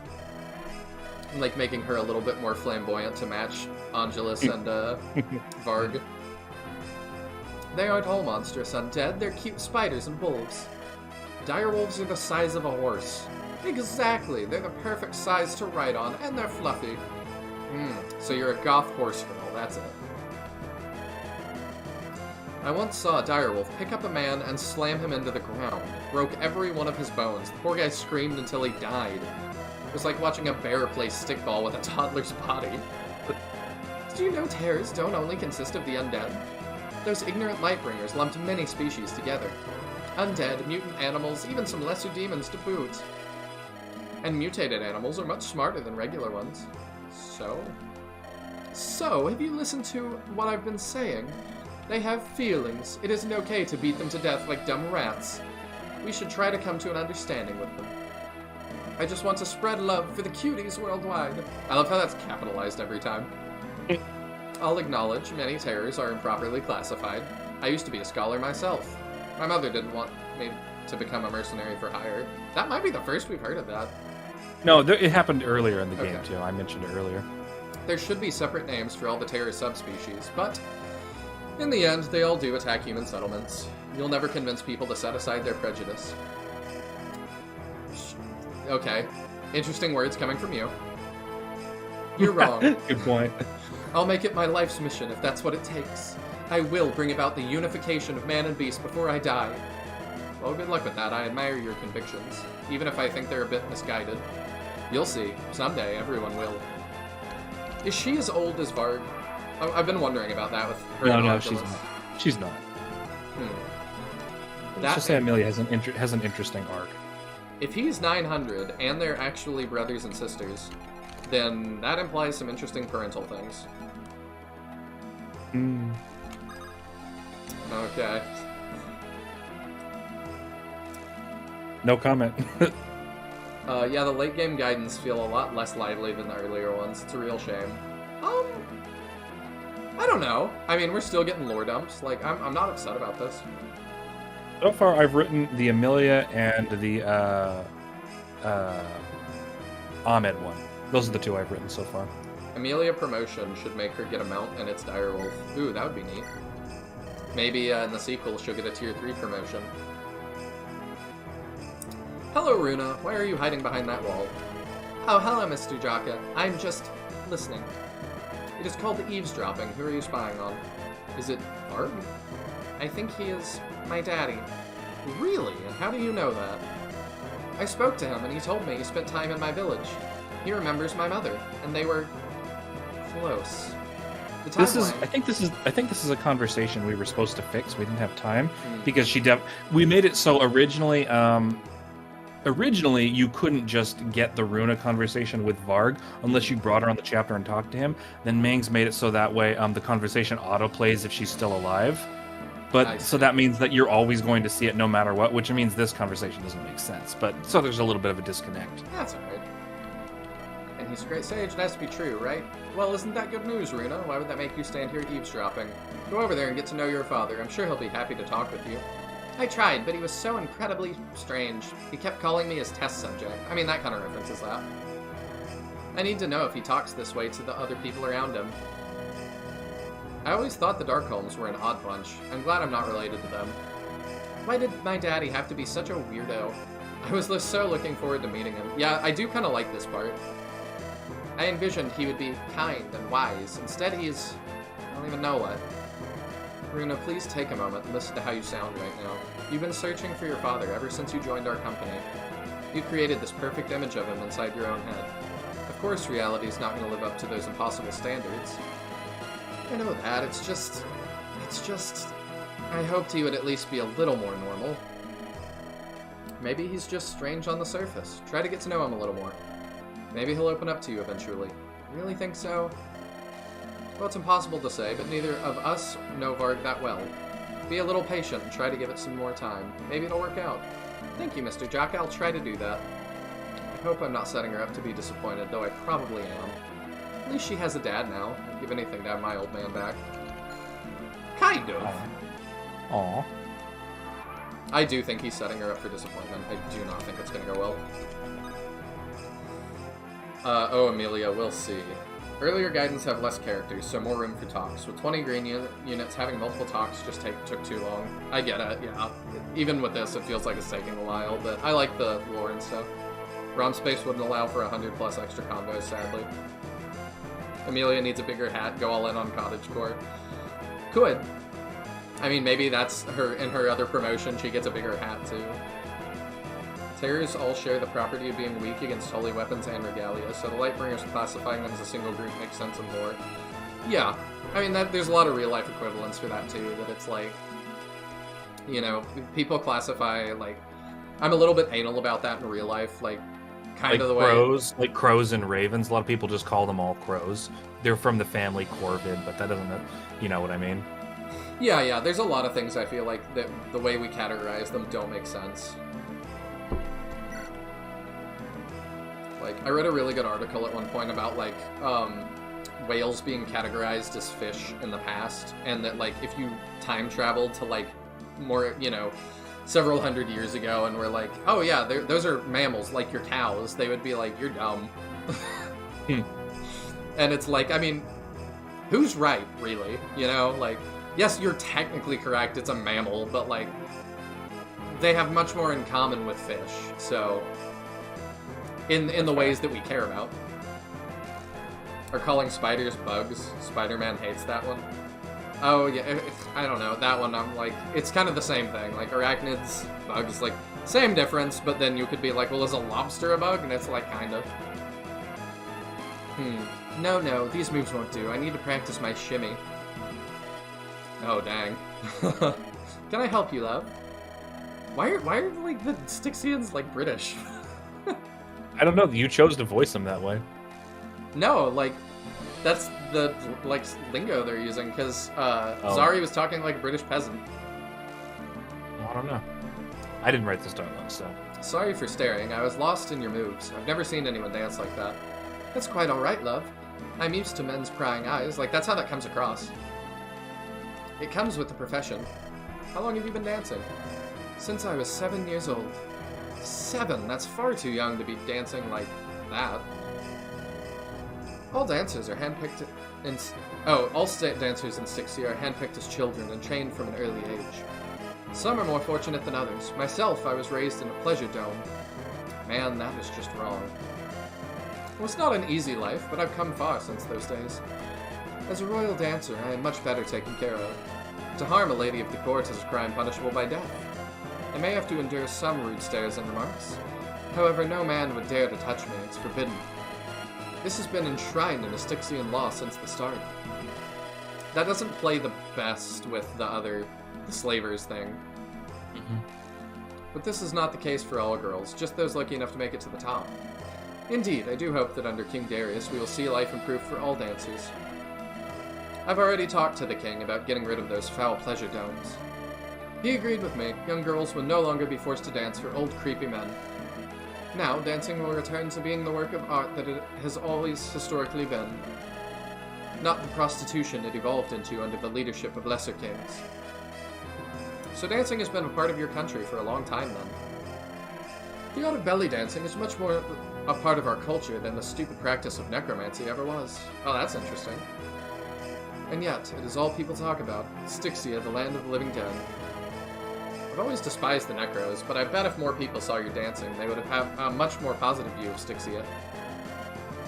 Well, at least now that you won't train young girls to do it anymore. You'll still allow young girls to dance if they want to, but obviously not in these outfits. That's reassuring. My view of Styxia has improved, if only a little.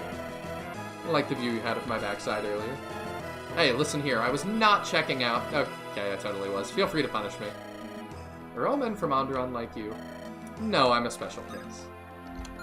I mean, that is true to life, and that's this one next. Alright, we can chill for... Yep, we're just sitting on red. Why? It's so weird how quick it goes. We're green, we're red, we're green, we're red, we're yellow, we're green. It just keeps going up and down. Yeah, sometimes it's really good for 5 seconds, sometimes it's really bad for 2 seconds. It's kind of like just off and on.